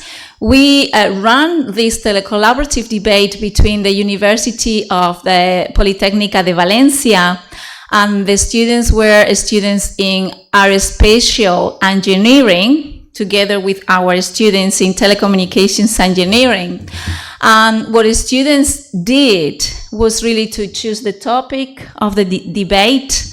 They also organized the teams. The teams had to be mixed between both universities, one in favor, one against. They also decided who was the audience and who was the moderator. They also agreed on the tools that they could use for this telecollaboration process, and they use especially Google Docs. Actually, this happened like, I don't know, maybe 3 years ago, WhatsApp, etc. And as you can see in the final photo, we also recorded this telecollaborative debate because we also wanted to allow our students to do some self-reflection on their non-verbal communication, the critical thinking, the verbal communication, what kind of language was used. And it was a beautiful experience. It was really a beautiful experience that now we run every year, and every year that is possible. Not every year that is possible. And having said that, we reached the conclusions of this presentation. So here, going back to EDUA, we think that these are really very important innovative learning approaches that really keep advancing in higher education. And I think some of you probably agree that you also do that in your different disciplines. It's not something specific of engineering or applied linguistics. It's something that is implemented in different disciplines in higher education. And going back to EDUA's vision, this reimagination of our higher education and the future, we would like to highlight 3 important actions that we keep promoting now in EDUA. One of them is, and Hannah is also here because we've been working together in this multilingual framework. We finally have a multilingual framework approved in EDUA, which is fantastic news. It's not just, yes, congratulations all EDUA. It's not only English, it's really all the languages of the Alliance. It's a big challenge. It's a big challenge, Hannah, but we're going to promote all this, and why not? This could be adapted to collaborative and cooperative learning approaches, because the idea is to be more inclusive, in this global world. Again, we want to highlight the importance of flexible and adaptable learning in different disciplines. The importance of international collaboration. I'm pretty sure that after the session this week, we could maybe do some experimental approaches with cooperative and collaborative learning in different disciplines. And maybe this project can be extended between 2 or 3 universities of the Alliance. And I think that's really all. Thank you very much. Thank you very much. Okay. Jorge? Okay. Okay, thank you. Thank you very much. You know that tomorrow the session will continue with a preparation of educational innovation projects, how we're organizing the next call that will take place in the following courses. So after this presentation, I would like to know what's your opinion? Collaborative and cooperative learning should go together in this call, or we should separate both methodologies in order to ask partners to prepare projects? What's your view? I would say together. In my opinion, there is a methodology that share a lot of focus. And for this reason, it's very, very difficult to differentiate both methodologies in different situations. But obviously, these methodologies are different and burn in different contexts. But in the pass of the time, this converge in the similar. Okay, so they can go together. But yeah, I think my so. opinion. I think they could go together, and we could do always like a comparison, no, between both. Yeah, Eduardo. Yes. Okay, thank you. Thanks. Okay, so any other question? Yeah. Thank you, Soraya. Thank you, Eduardo, for this wonderful presentation. I'm so happy to see that yes, we are advancing in I would say in the vision that we could develop all together about European higher education, indeed. So. And also, I'm happy to see that the frame multilingualism would, I would say, live and keep, I would say, growing, because it would make possible to connect also all disciplines. So it is not simply that, it is not about learning languages, but learning languages also through disciplinary knowledge and specialized even disciplinary knowledge. So, and I think you've proved here a wonderful example of making it possible, because putting students from engineering schools, for example, with students and trying to implement the same, I would say, model with using applied linguistics, for example, and all what is related to the corpus, right? Yes. For developing, for example, specific vocabulary for specific field of this of a discipline. I think you see here we have here we are, and it is completely possible. Thanks also to the will and desire to make it possible. Yes. I would say so. Thank you very much. Thank you very much, Hannah. Thank you. I will respond later, maybe over coffee or something, so we can continue. Thank you, Pedro, very much. Thank you. And you know, sorry, we started the varieties of English, you remember? Yes. And yes. EMI, and then we moved to other languages. I know, so many projects, Hannah, I know. Yes, let's keep the excitement. Yes, thank you. Okay, let's continue with the next presenters. Now we have Paolo Cernani, correct? And Francesca Ferretti. Who is there, but I'm going to present alone. Oh, you're not presenting. Oh, Paolo, you are presenting. Yes. Okay. Do we have a PowerPoint presentation? Yes, it's on the desktop. Is this one? This one. This one. Yeah. Wonderful. Okay. You can use that. Yeah, thank you. If you want. Okay, you ready? Yeah. Let me introduce you. No, first I have not introduced you. Thank you. Let me introduce you. So now we have Paolo. Paolo is going to present on behalf of Paolo, Francesca Ferretti, and Arianna Alpini. And the title of the presentation is Combining Large Language Models and Ontologies to Build a Collaborative Learning Digital Environment. Thank you very much. Thank you. So, I'm Paolo Cernani. I'm an assistant professor at the University of Macerata at the Department of Law, even if my research and my background is in information processing systems.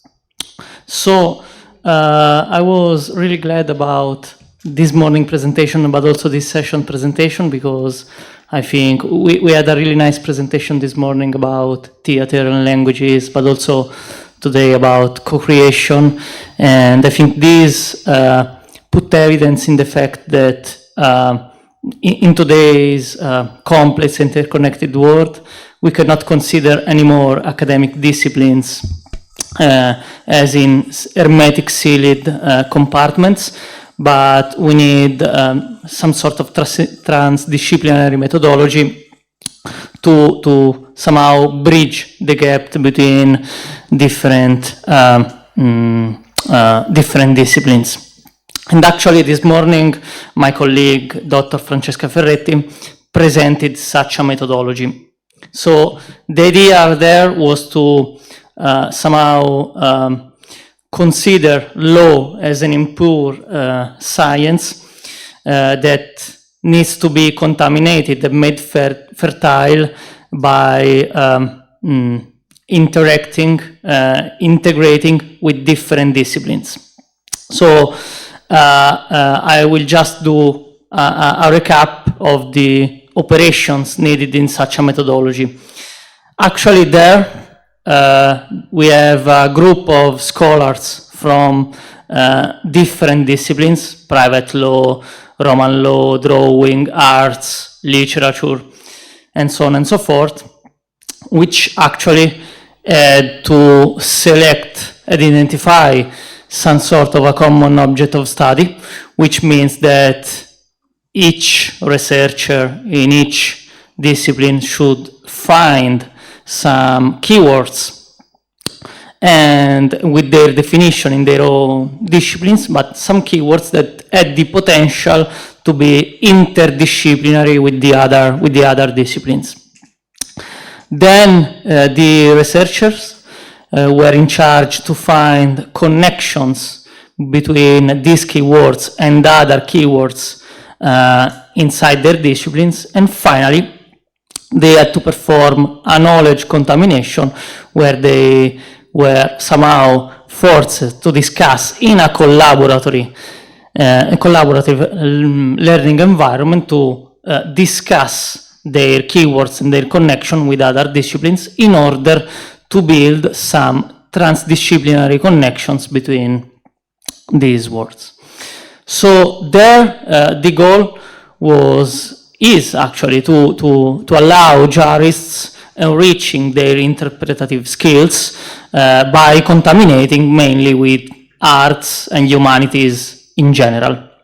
And actually, this is a methodology that Professor Arianna Alpini published in a book edited this year.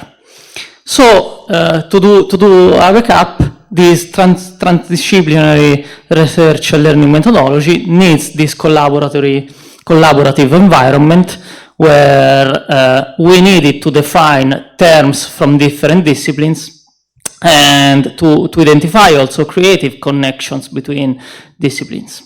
So the question here was how a computer scientist like me can help in this process.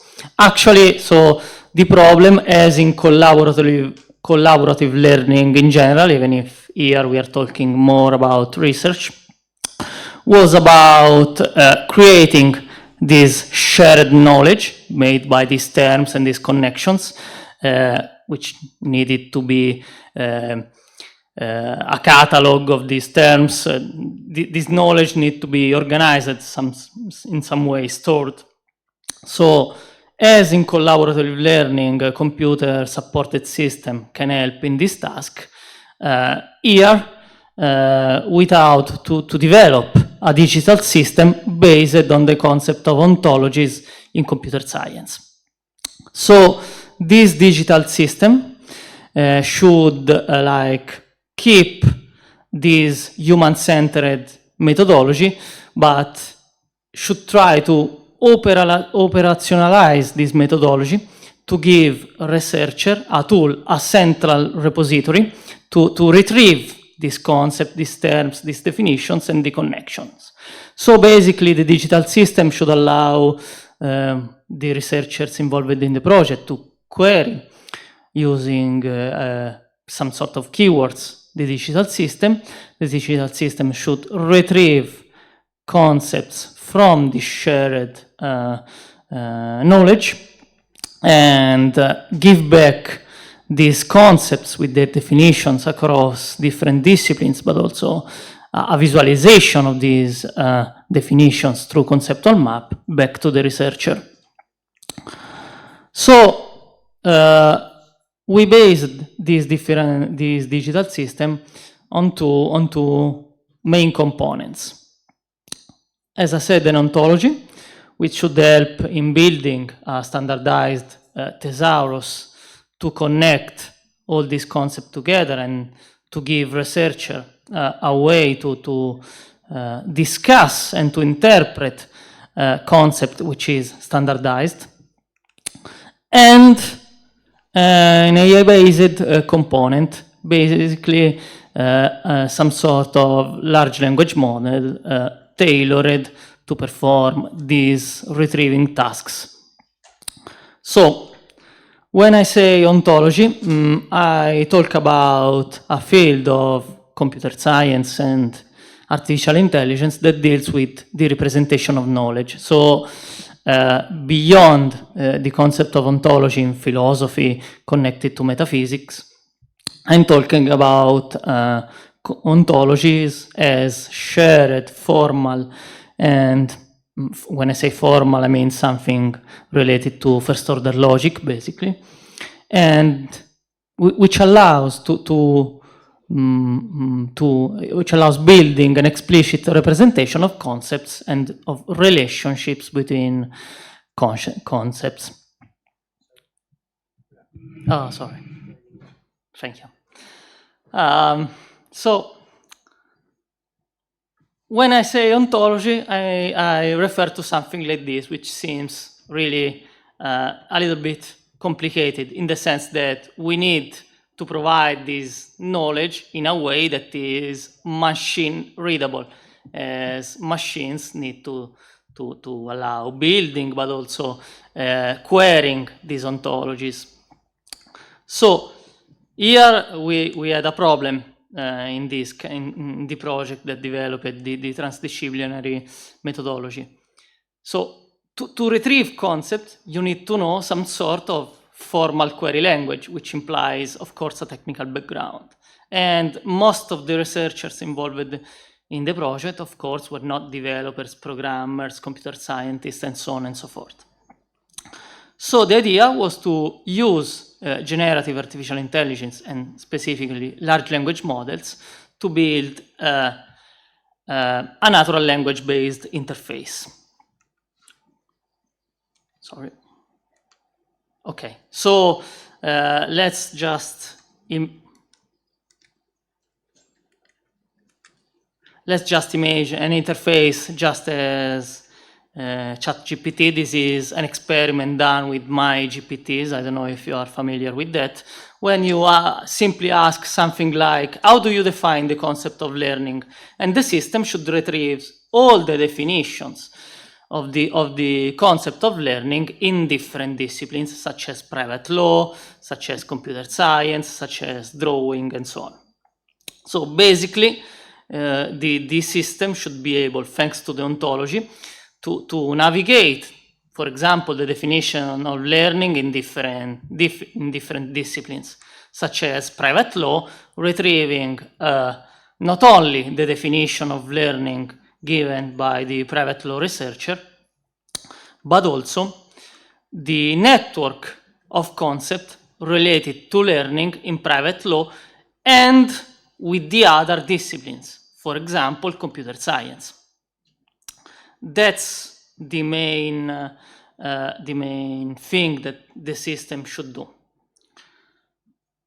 So let me just do a wrap up of everything. So we need ontologies to align terminologies and relationships across different disciplines and make a shared knowledge. And we need AI and basically large language models to interpret researcher queries in the system in a natural way and retrieving concept. Actually, this is not the only use of LLM you can make in this kind of system.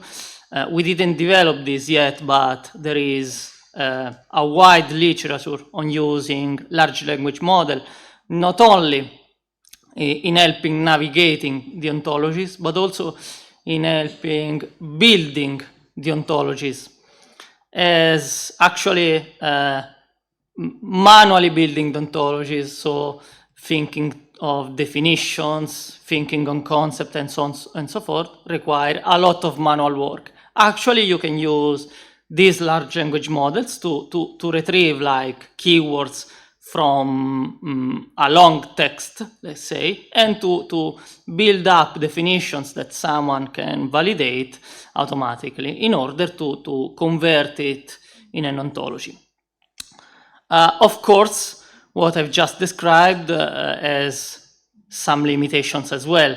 I don't know if you are familiar with that, but large language models can suffer from hallucinations, and they can generate misleading information. Using the ontologies allow to prevent these kind of problems, because you use the ontology to build what is called a retrieval augmented generation. So you can force the large language model in providing to the researcher who queries the system only those concepts, those definitions, and those maps present in the ontology. And that's a big advantage. And of course, so far, we didn't discuss about ethics and transparency, which is something that we have to deal with, because these models can include biases in the data used for training, as well as in the model itself. And most important, we didn't check so far how this approach deals with like marginalized interpretation of definition. So not everything that we put in the ontology might be mainstream, and we need to include also some sort of marginalized vision on what we put in the system, and that's something we need to discuss. But so this was pretty much it. I thank you for your attention, and in case you have any questions, I'm more than glad to try to answer. Thank you. I think we were on time. Very well on time. Thank you so much, Paolo, for such an exciting presentation. Congratulations to all your team. I wonder if there is any question or comment from the audience. Yes, someone at the back? Oh, you are helping with the mic. Thank you.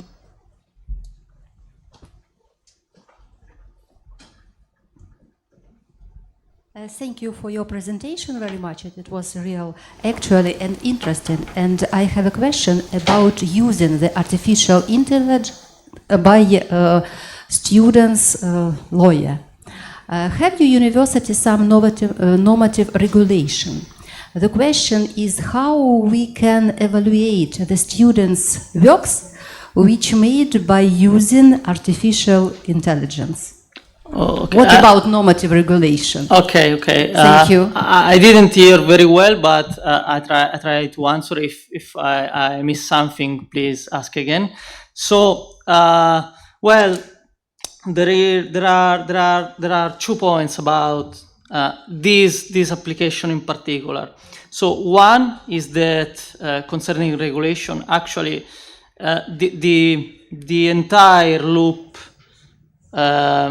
of building the ontology, even if you use AI to automatically process text and to suggest you at least definition you have to put in the ontology and connections, should be revised, according to me, in a human-in-the-loop fashion.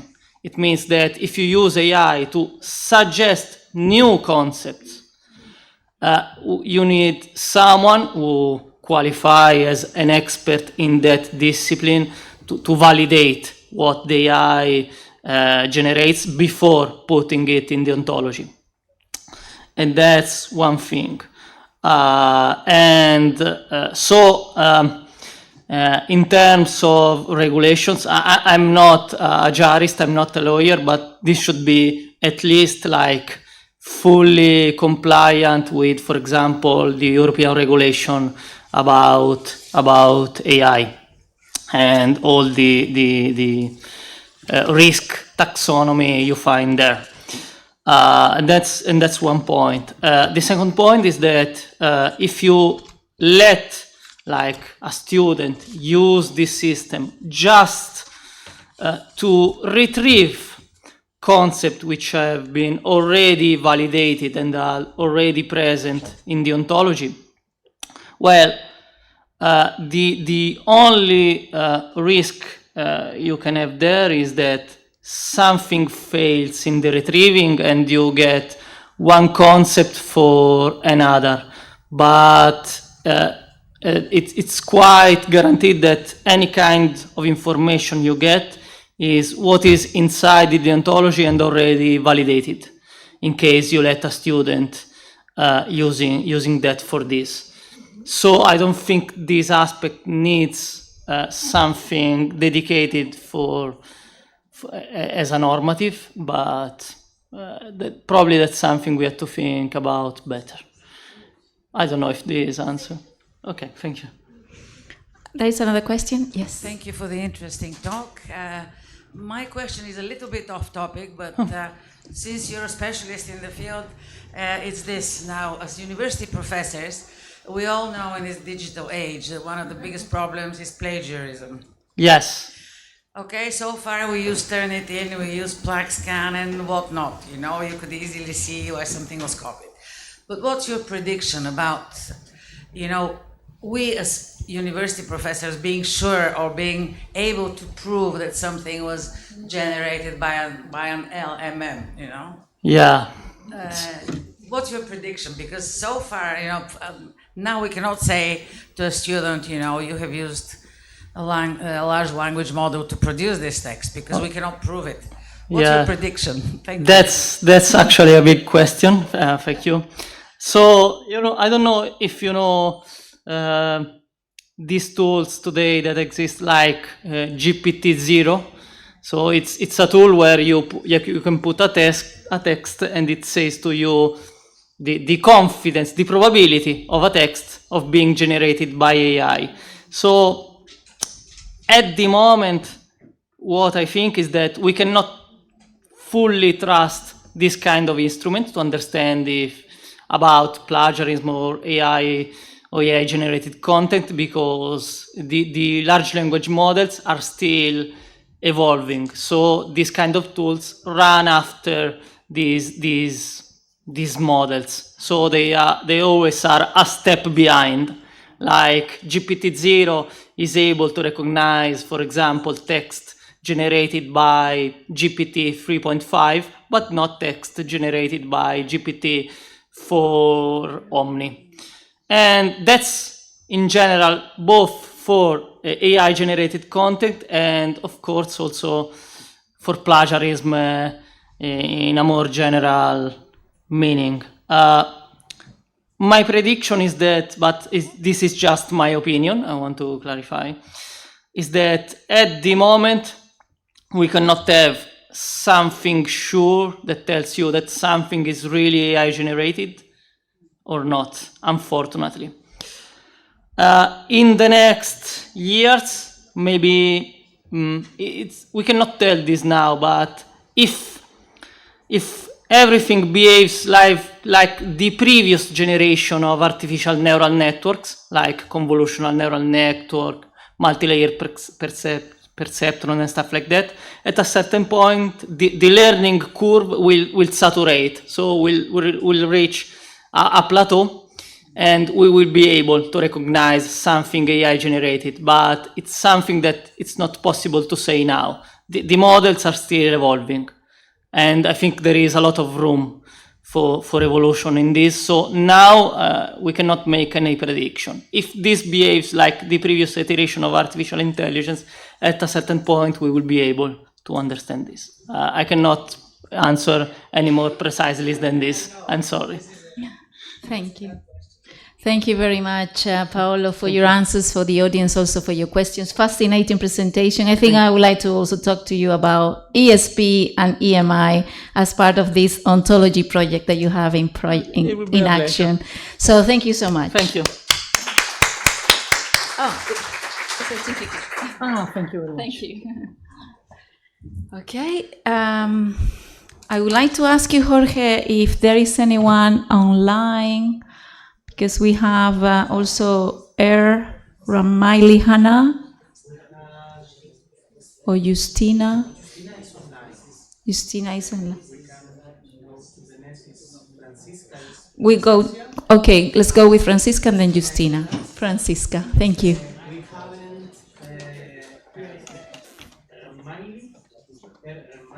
It's not online, so okay, we have Francisca next. I brought a stick with me. Thank you. Thank you, Jorge.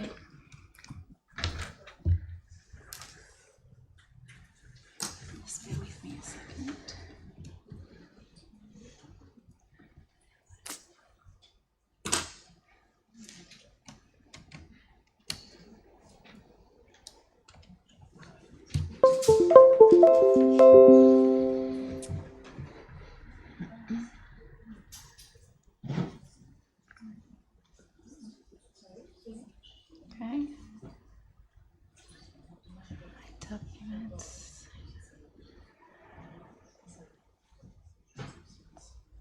Yes, this is the one. Mm-hmm. Okay, thank you. You are from Viadrina, Yes, yeah. Okay, let me briefly introduce you. Okay. Right, beautiful. Okay, now we have the next presentation entitled Collaborative Spaces at the University, Writing Consultation from Students for Students, a collaborative space for academic writing. And the presenter is Francisca Liebetangs. Yeah. Yes, correct? Correctly. Thank you, Perfect. Francisca. Thank you. Thank you so much. Yeah, I'm happy to talk today, and thank you for listening, even as it's still late. So first, before I begin with my talk about writing consultation from students for students, I like to give a short introduction, where I'm from, who I am, and just to show a picture. I'm from Germany, East Germany, next to the Polish border. We have 2 Frankfurts and we have 1 Frankfurt Oder, and I'm always really happy seeing my Polish neighbors. So this is our university. In winter it's really cold and snowy and windy, and at summer it's really nice and green, and we also have like kind of Japanese cherry trees in front of our university. And I'm directing, together with my colleague Anja Vogt, the Center for Teaching and Learning. We are quite a big institution. We have like 14 staff, academic staff members, and about 8 to 10 students working for us. And so we give workshops, courses for students and teachers, PhD students, staff, and so we teach, I also teach, and we do research about learning and academic writing and everything what has to do with learning and teaching. And we are quite involved in to develop the curricula of each faculty at our university. We have 3 faculties, and also we are quite involved of being like strategic development on issues like teaching and learning.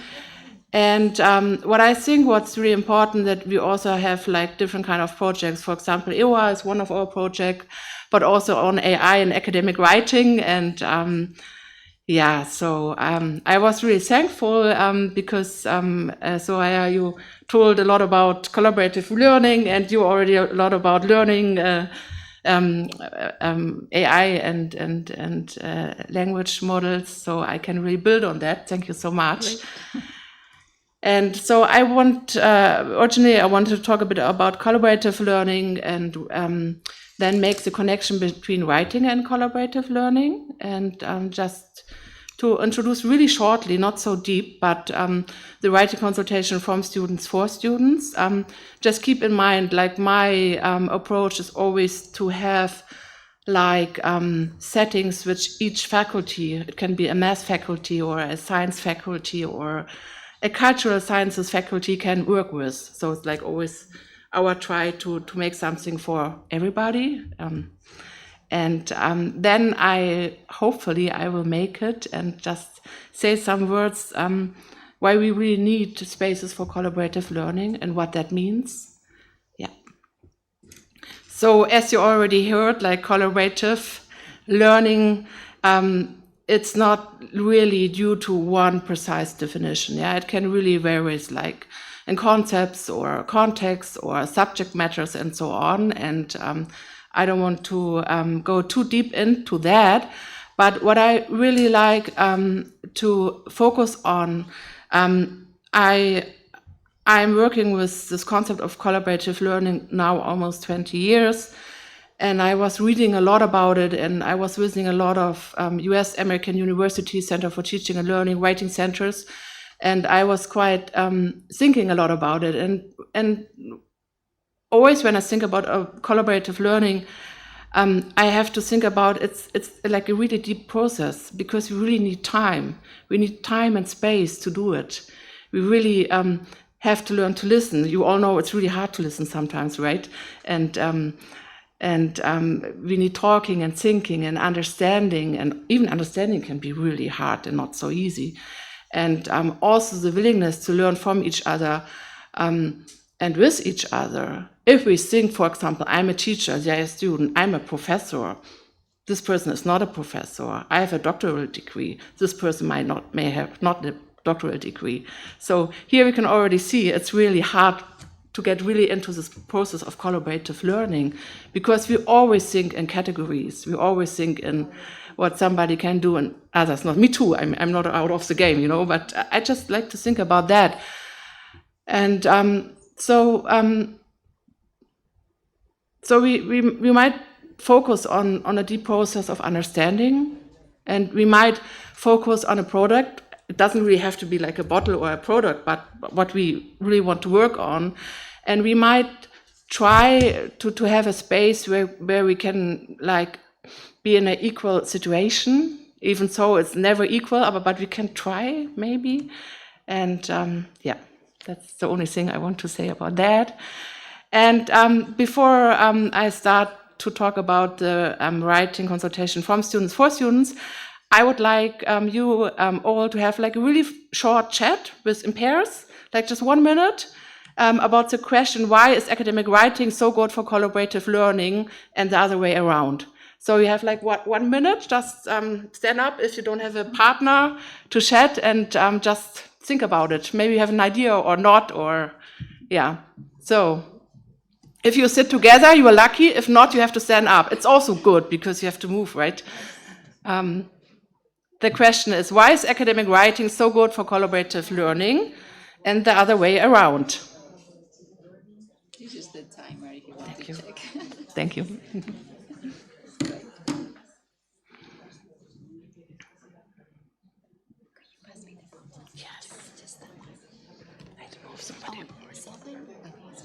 Yeah, okay. This is fine.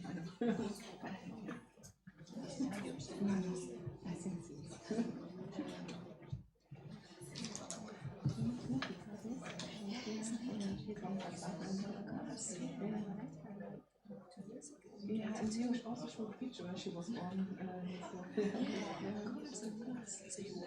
Yeah, she's one of my students. Yeah, she's working for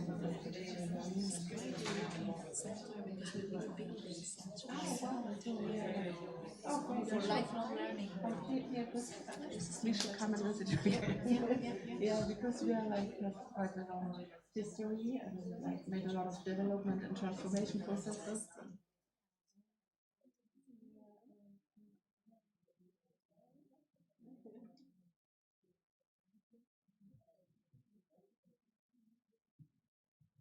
Okay, this was enough of talking and understanding, just a try.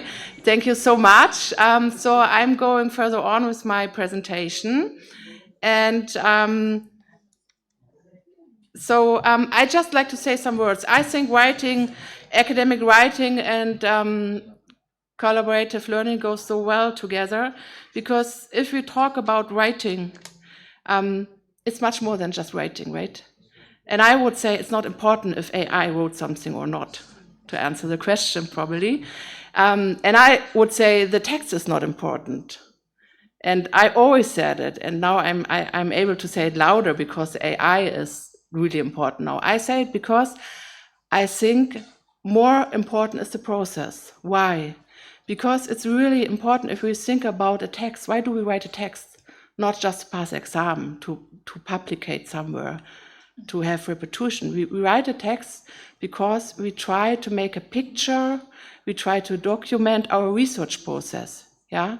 So we are researchers, we have a research process, we go and do our research, whatever, if we read books or we do experiment, and then we try to document it for other people, to read it, to think about it, to communicate, to ask us something, to ask questions, to deny something. So I think if we really focus on this process of writing, which means how are we becoming this text, and what do I need personally as writer? Do I need space? Do I need time?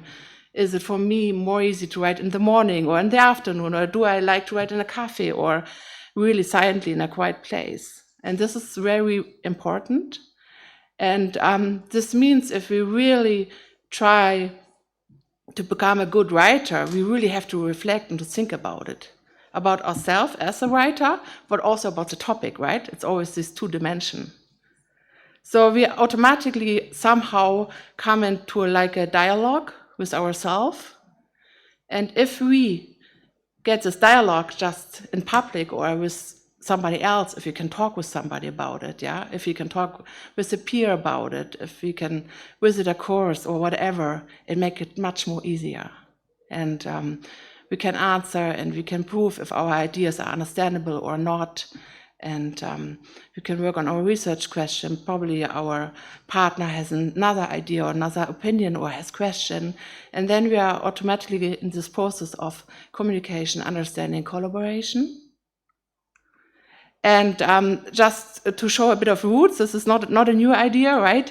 In the 70s in New York at the Brooklyn College, there was a professor called Spraffy. Probably you heard about him already. Some says, oh, he's quite old and white, but I think he's a genius.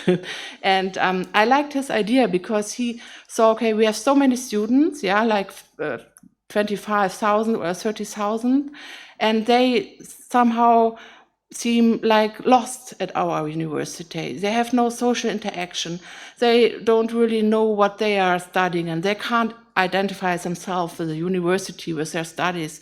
They even can't write down about what they are studying. They are not able to write about their studies, about what I'm doing or not. And so he said, okay, I'm gonna invent peer feedback groups for written text. And he invented it, and he just saw, okay, it has really like a positive impact on students. And it seems that they have much more willingness to talk about their studies, about themselves. And he saw, okay, these difficulties really didn't only come because they were not good in explaining or not good in grammatical and stylistic concerns. He figured out it's much more why students can't write. And it's because they have a lack of confidence in their capacity to engage in critical thinking, for example. Yeah, or they need much more support to develop their own ideas. And I think that's really interesting, even if we think about AI now. So we always think in terms of phrases and grammatical and the surface, but what's there behind? Can AI help us behind that? Probably yes, but probably we still have to be really good writers to understand sciences and academic and research. So I'm just, it's like really on a surface, yeah, but to show the writing consultation from students for students, that's also not new. It's practiced in the US since the 70s, 80s.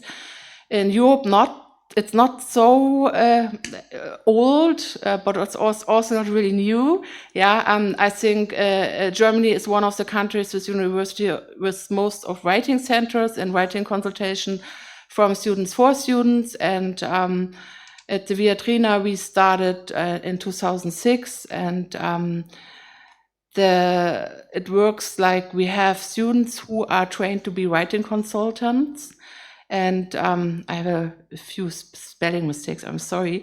And they are expert in academic writing and also in consultation, for example. And it's a one-to-one session. So a student can just come and ask any question due to every step in the writing process. If they are looking for an idea, for a research question, if they want to get like feedback for like parts of the text. And it's always that the students go first, students as writers go first, and then the text. So why? Because we like to enable students to be good writers. So they don't need us probably anymore. They are just so good in managing their own writing process and their thinking process that they can do it on their own. And of course, the writing consultants have techniques and methods of writing consultation. And they are also part of a team in our Center for Teaching and Learning, for example, or a writing center. And they have like team meetings and they get mentoring and talk about their consultation. And probably you might ask yourself, why is it like collaborative? It is collaborative because two students are meeting. One is expert in academic writing and writing consultation, and the other one is expert in their own topic. So the writing consultant is not going to talk about the topic or is like doubting the topic.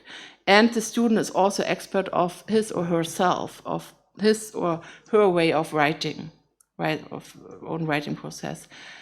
And just to say the last word, the student writing consultant at our university or in many universities also really build up the whole writing center and writing consultation. So they go to conferences, they write paper, they do research, even so if they are bachelor students. It's more or less like the student engagement package. It's work package number seven, I think.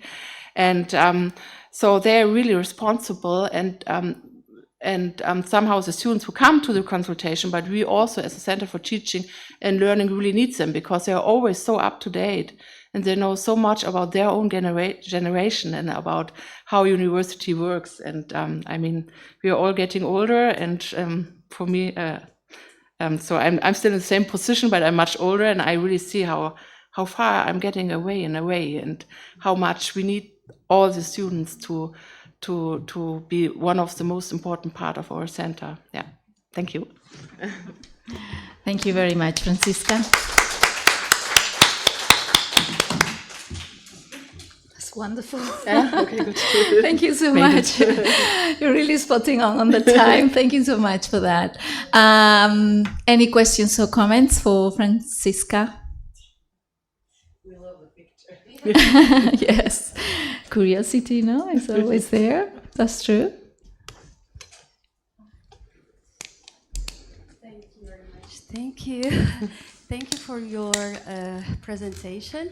So I would like to share with you one of my experiences. I have been to Germany, I think 3 years ago, and I visited the 3 writing centers because I was, and I'm still interested in this model of peer-to-peer learning.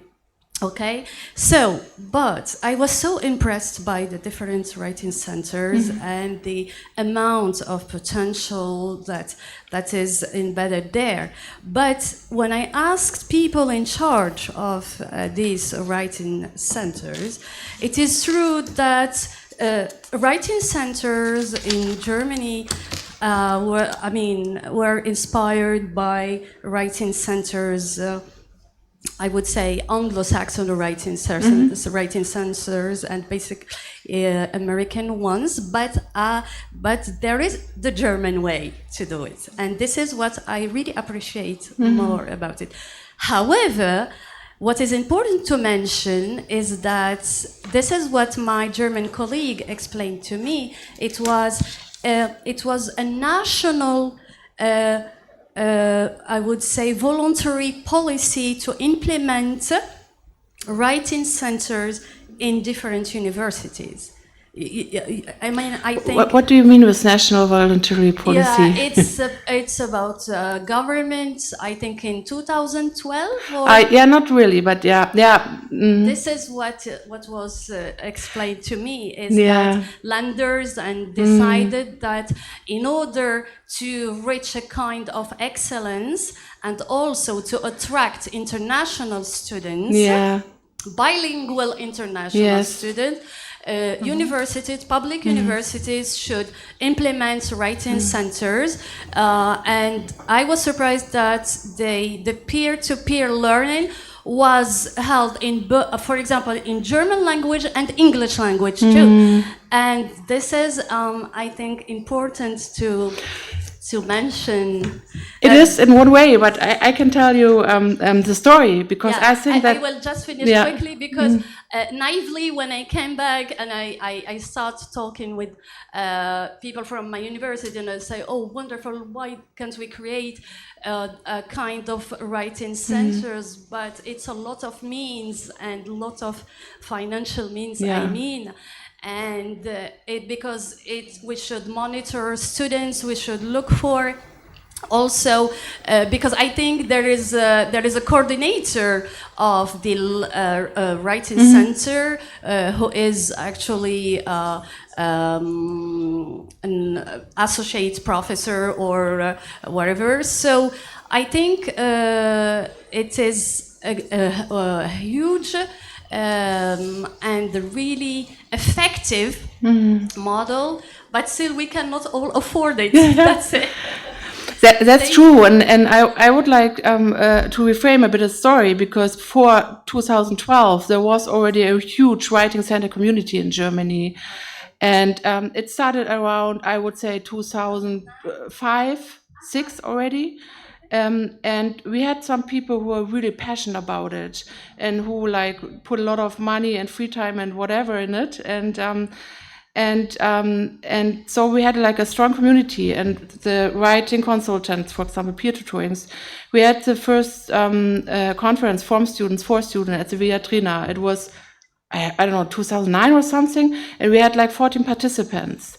And 2 years later, it was even before 2012, it was like 80 students coming. It was like amazing.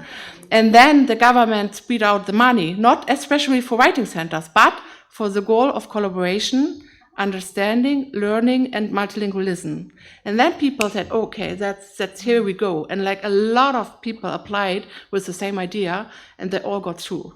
So, and that's what I'm like ooh, shaking. Wow. Like, wow. And that was like this moment, you know, and yeah, and it was quite hard work. It was. The space is just yeah. learning centers. Yeah. That's amazing. Yeah. Where have you been? To which writing centers? I have been to Constance University. Oh yeah, that's great. Yeah. For example, Mm. and I forgot the name of Unica, and also I forgot the third. I'm sorry. Yeah, no, it's hard. German is hard. And I was so impressed Yeah. by the amount of work done, and I met many students. And we really talked about, I was interested by their methods of work, and of course there is a lot of participative and collaborative learning and peer-to-peer learning, peer-to-peer assessing also. And then, for example, in Constance, they can stay until 9 p.m. or 10 p.m. working all together, because one of the students is having for example, a dissertation or whatever. Yeah. So it's really a fantastic example of collaborative learning among students. Thank you. Okay, thank you very much, Hanan.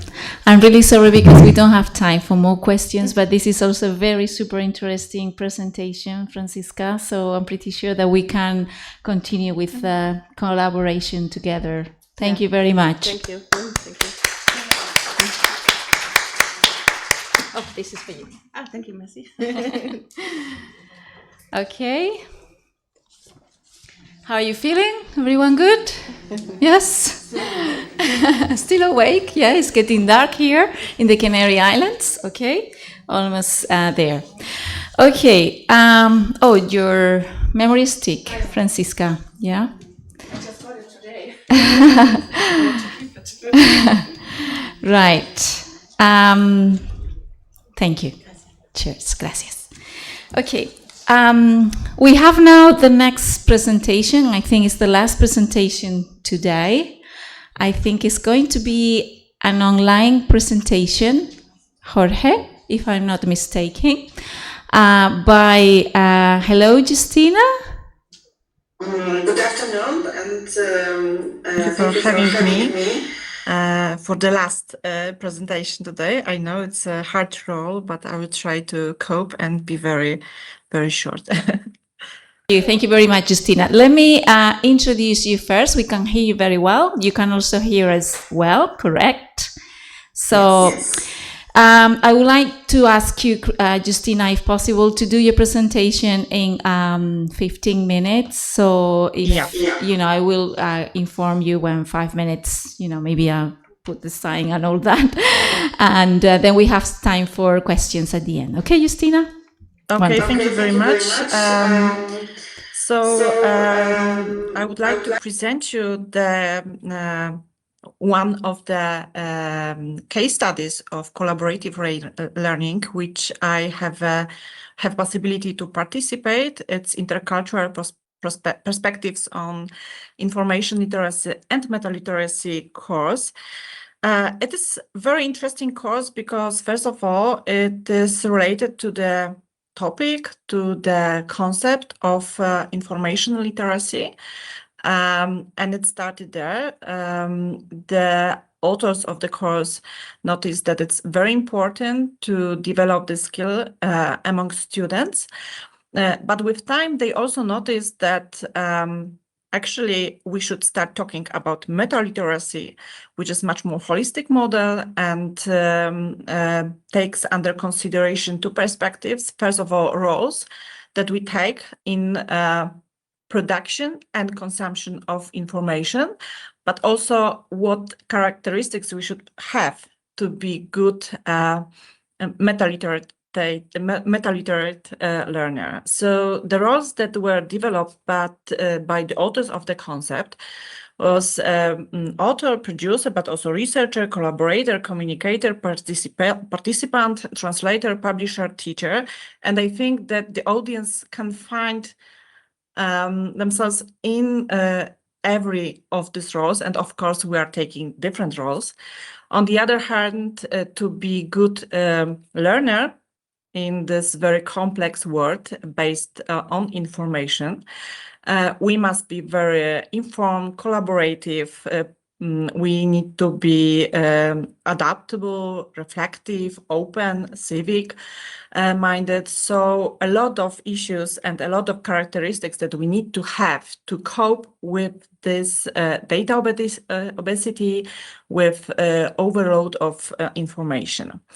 So the group of teachers from 3 continents decided to start a course and to develop the skill of information literacy and meta literacy. It was started by Joachim Grisbaum from Hildesheim and by Tessie Tadali from India, from Symbiosis College. But with years, other universities and other teachers joined this community. I am the last one to join, but I am so impressed by the results of the course that I decided to share it within this ERA community. To give you the proof that it still lasts is the course that we are running now. So we have another edition this autumn. And today we have one of the last meetings this semester, the same people. But when I was writing this conference paper, I had a chance to analyze the complexity of this initiative and also a lot of benefits on different levels, because it's collaborative learning not only on the student level, but also on the teachers learning level. And we learn a lot from ourselves and from students as well. But this initiative, although fantastic, has got a lot of challenges. And I think that everyone who ever tried to start the course that was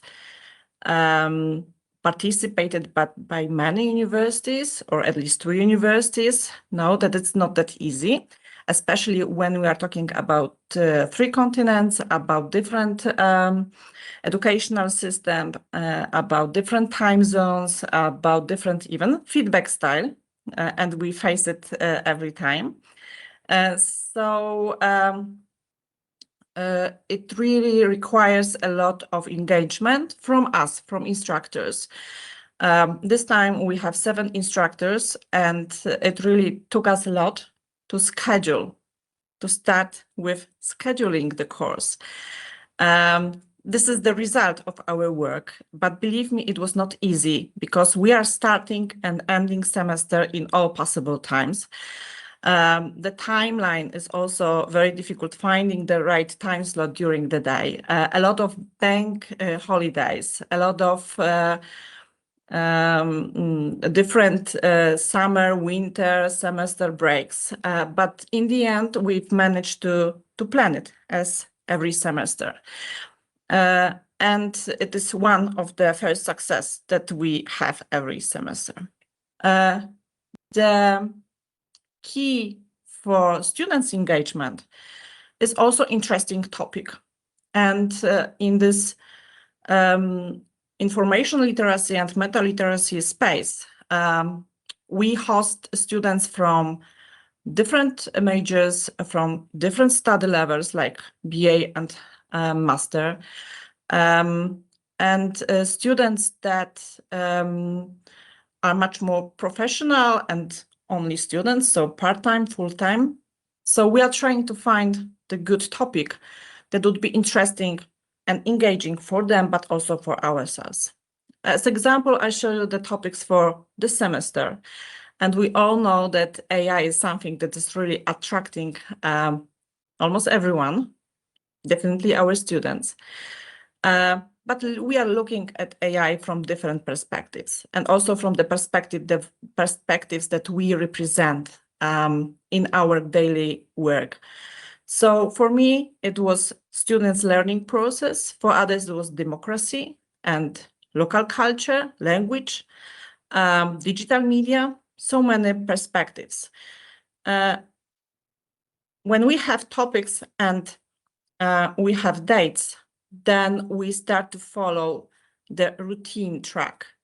What routine means for us? First of all, we are still the community of usually 6, 7 universities, but we are very open to newcomers. So from time to time, we have new ones. Sometimes we have only instructors from one university, but without students. Sometimes we have the situation that every instructor is bringing a lot of students. This semester, we have about 50 students, so it's quite a challenge. For us, it's only also learning environment that is routine, because we are working on Moodle system managed by one of our partners. We have our own website. We have the whole scenario, which I will show in a moment, in the system. We have the video system also, which is also connected with one of our partners, but still a very standard one. We use chat messaging as well. We send emails to our students. We also have a repository of the outcomes and products of our students. How the cycle looks like. So when we have dates and when we have topics, we start recruitment of the students. So every semester we need to approach the group of students that we have contact with. It can be our course students, it can be our university students, it can be some social or scientific clubs. So also from this perspective, it is quite challenging. Then we, having the list of students, we send the onboarding email and start the onboarding meeting. During onboarding, they present themselves, they share information, they show pictures if they want. They also read some introductory materials about information literacy and meta literacy. Then we start with defining the learning task, and students can choose the task, which I will show in a moment. Then we build groups. And finally, we go through iteration process and work on the final results. The topic that is very well task is structuring the topic, what students should do. But we do it in iterative way, meeting every week and giving the feedback from us, instructors, but also feedback from other students. Then students produce the final result, which usually is webcast, but we also have the short summer version of our course, and then we have infographics. Finally, students have the chance to show the results to the world. So we organize the event, which is online conference, and students can invite colleagues and members of their community. It is open, so everyone can join, and they present the results of the work and also answer the questions. What is also very, very important for us is to make sure that the groups will be truly international. And we really want to take advantage of having those 7 countries in our project. So what we do, we invite students to, first of all, choose the topic, but we also give the limits of country representatives in the group. So the sooner the better for them. They choose the topic they like. But for example, from country that we don't have too many students, only one student can participate in the team. So they see what they can choose in the end. Of course, sometimes it happens that we don't have that much students, and then we need to eliminate some topics. We assume that we need minimum 3 students, maximum 5 to 6 if it happens, but usually 3 to 5. As I said, in the Moodle system, we develop the full scenario of the process. So every week there's a task. We present the task on the online meetings, but also the task, students can read the task in the Moodle, and also they upload the results of the week work to the Moodle. Usually we give the deadline because we as instructors have a chance to go through the results, and on the next day we have online meeting and we give our feedback. What we also find very, very valuable. Excuse me, Justina? Yes? I'm sorry Yes, to interrupt you. Just to inform you that you have about 4 minutes left. Yes? Okay, I will manage. Definitely. Thank you. Thank you. Thank you very much. So what we also find very, very valuable for our course is the possibility of feedback giving from student to student. And as you can see, examples, students really give very informative, developed feedback. And what we observed is that groups are much more happy to implement amendments to the results, to the production, based on the feedback from the colleagues, then even from instructors. So if they see that the colleagues say, you should change it, we don't find it interesting, or maybe the color should be changed, then they definitely do it. So they really value the feedback from their colleagues. We don't have time to give you show you the examples of the webcast, because each webcast is about 10 minutes. But I decided to show you a little bit the results of this short version of the course. So these are infographics on the similar topics. So you can see that they are very, very high quality.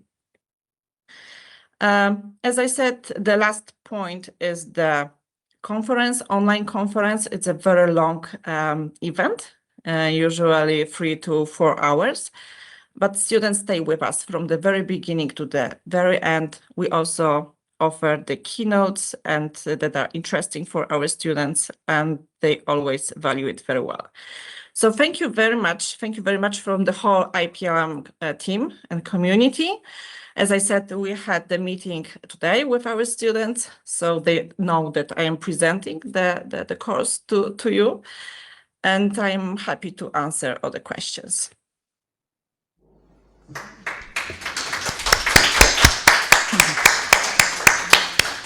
Thank you very much. You did manage very well. And now Eduardo, one of the organizers here said, Soraya, no worries, you can stay a little bit longer because the dancers have not arrived. So I'm really sorry that I was pushing you, because we are really easy. Okay, thank you so much, Justina, for such a fantastic presentation. Very, very interesting indeed. I would like to ask the audience.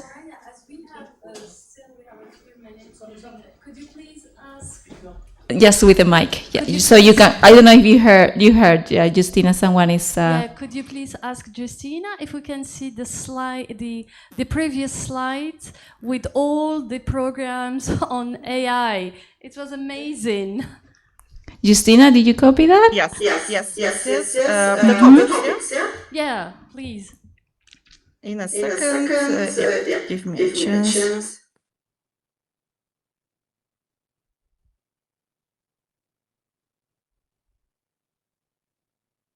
Is it this one?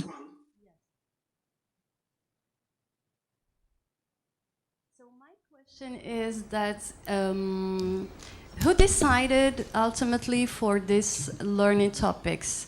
The students, or the students together with teachers? How did you manage to design such a program, which is amazing?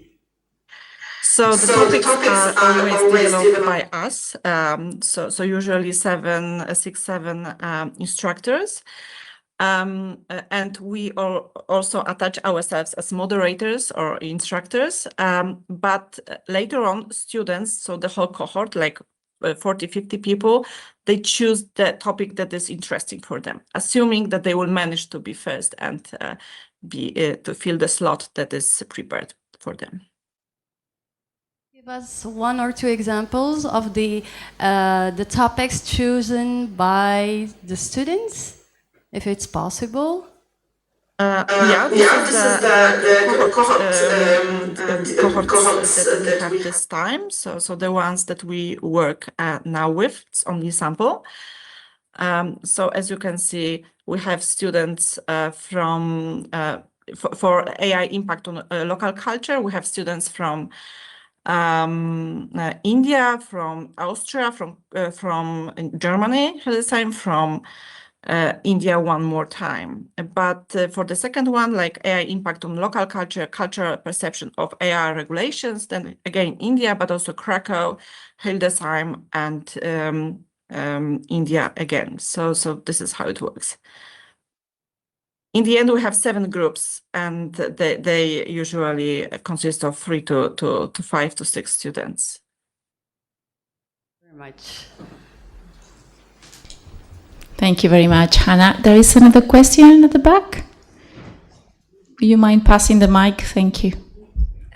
Thank you, Justina, for exciting and really interesting presentation. I'm really curious, how does it work from the organizational point of view?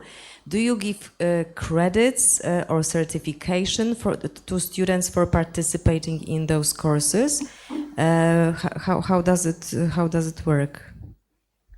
As we have 6 countries, it is really difficult to have one solution, but definitely all students receive the certificate signed by all members of the instructors team, so by all universities, and it really depends the course leader, because in some cases it is part of the course. In some cases, so it's like assignment, and students get credits for the whole course, but this is the assignment. In some cases, this is the full course, and this is the case, for example, of our USA colleague, or in Carinthia in Austria. In some cases, it's extracurriculum activity, and sometimes just volunteer students who really want to take part in it. And what is also interesting, sometimes students take part in few editions, so they really enjoy it. Thank you very much. Really up to us instructors how we combine the course with the curriculum. Thank you. Any other question or comment for Justina? Actually, I do have a comment, more than not really a question, Justina. That is really a very exciting project. You mentioned in your presentation that there is a dual approach here when you're dealing with intercultural information literacy, not only on the side of the students, they are really the addressees, but also the teaching staff in the project.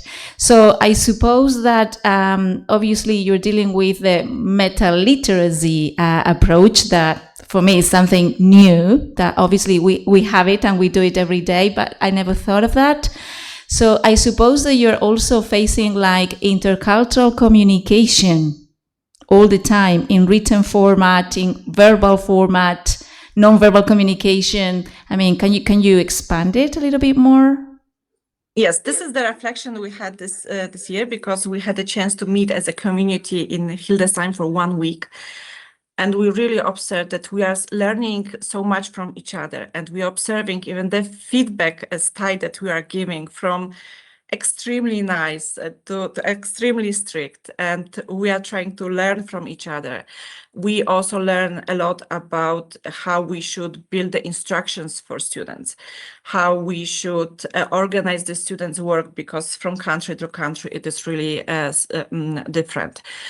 We also learn how to what are the key criteria, assessment criteria, because in one countries they are very formal, in others we focus more on creative side, and we are much more relaxed about the formalities. So it is really so exciting for ourselves, because we are learning from each other so much, and we really think about expanding and giving this model as second life, or just free open source, to make it open source to others, because we believe that it's a fantastic model to cooperate, and I am very happy to cooperate with Arua community on the same model. I cannot hear you, sorry. Yes? Yeah. You can hear me now. Yes, I was saying that, yes, for sure. I'm pretty sure that we can promote this collaboration, between different universities in the Alliance. I don't know, because there is time. I was going to ask you also about the assessment.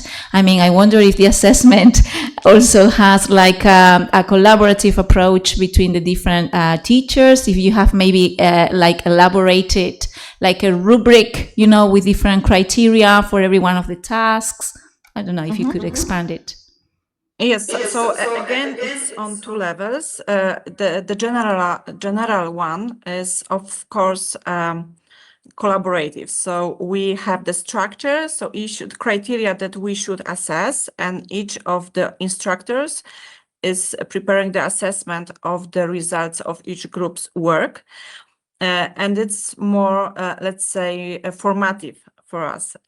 But if the teachers are to include the result in the course assessment, their own course assessment, of course, sometimes they add additional things, or they, in the end, they give marks according to their criteria. But in general, we don't give marks. It's more about the learning process. It's more like learning by fun. We need this fun element here as well. But we give very developed formative feedback, looking at the legal perspective, regulations, how the knowledge was structured, how the knowledge was presented, visual side, but also we look and assess how the way the team was collaborating. Okay, Justina, thank you very much. I don't know if there is a final remark or a question for Justina. If not, maybe we can give you another super applause so you can listen to it properly. Thank you. Thank you very much. I know that Eduardo keeps telling me, don't let them go yet because the dancers have not arrived. But I wonder if you have any further questions or comments for this panel on collaborative learning. Francisca? Yeah, I have. Sorry, can I offer you the mic? Thank you. Thank you, Jorge. Thank you very much. Yeah, I have a question because I was listening to so many really nice presentations today, and I remember a lot, and I was thinking, wow, there are so many people and teachers and institutions who are so passionate about teaching and learning. And I remember Łukasz, who said, why is it so shameful to be a good teacher, or to want to be a good teacher? And I was just wondering, so I think we have so many good ideas and so many great people. And I was wondering on the same time, because you mentioned also it's really hard to implement this kind of peer stuff and rating centers. And I was wondering, how is the support of your university how is the support of your president about the structure?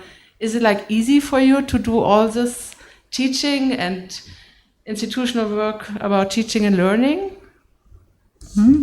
Sorry, it's a big question, but I really like to ask it. That's a great question. I think it's good, to continue the collaboration. I mean, Justine, I don't know if you would like to start responding, maybe from SWPS, if you have this, collaboration from the president, institution, to promote this type of collaborative or cooperative learning actions. I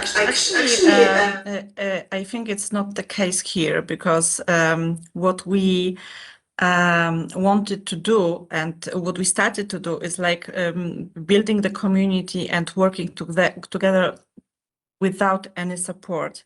And we really wanted to check if it's possible to work and engage teachers and students without any financial support.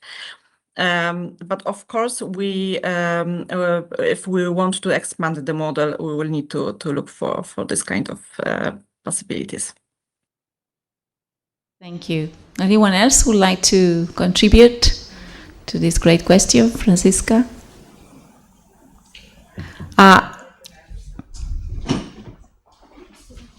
Thank you, Julia.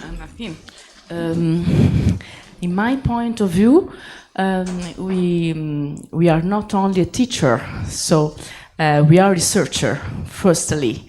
And our teaching, it's an emanation about our research. So in that way, I think that we are passionate, that we are very implicated, and we are very in the educational.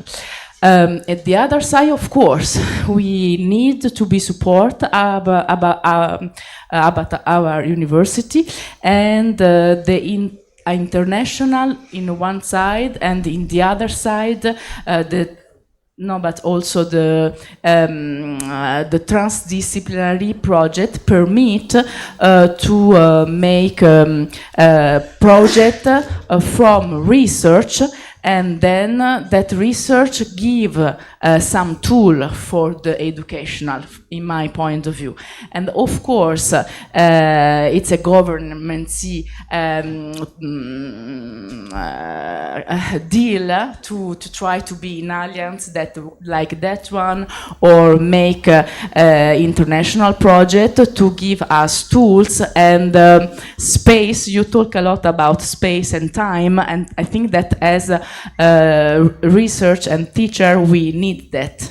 We need time and the space and way to find other people linking together. So this is very important moment to share our approach. I would like to also share with you that in our university, in ULPGC, I would like to say that in Spanish, ULPGC, which is a difficult expression, ULPGC, we do have a program for innovation projects that have been running for a few years. And actually, Eduardo is really the director of innovation projects in our university. And at the moment, together with the innovation projects, we have a teaching training plan that also implements innovation. And at the moment this year, we have expanded our innovation projects together with the other regional university that we have here in Canary Islands. So we have innovation projects between ULPGC and ULL, the two regional universities in the Canary Islands. And we are also thinking, Eduardo, myself, and Dominica is also here, that we've been having all these conversations in Work Package 2. The next step is to also promote this call of innovation projects in Erua. So the idea is to have like, thank you. We have 5 minutes. 5 more minutes? Okay. Or more. Oh, more. Okay. All right. Thank you.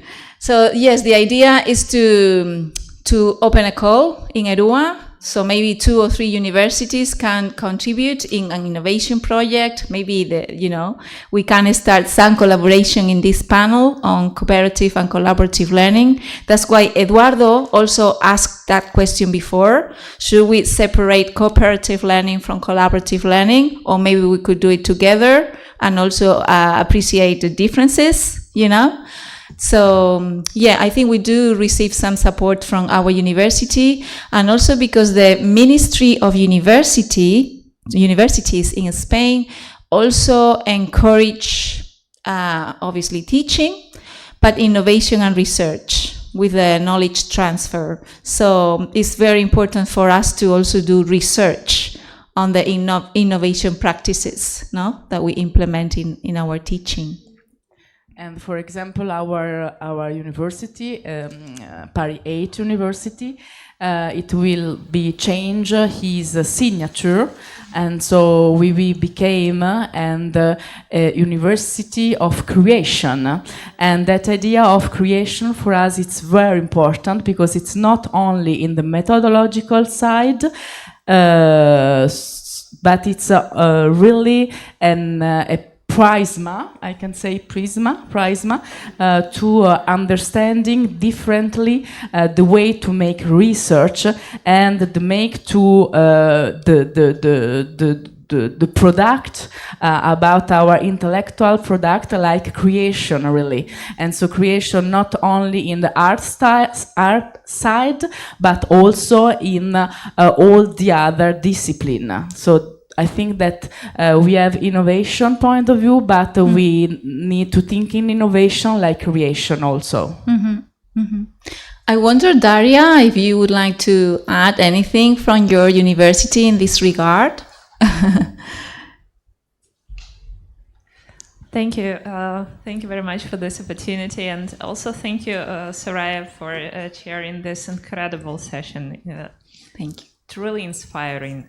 I'd like to say that our university is immensely supportive of innovative learning, all forms of innovative learning. And, well, I can say that my experience has been really touching because I have been working on this project with Kelly Hunter, a British director, who developed methods for working with young children and teenagers with autism through theater.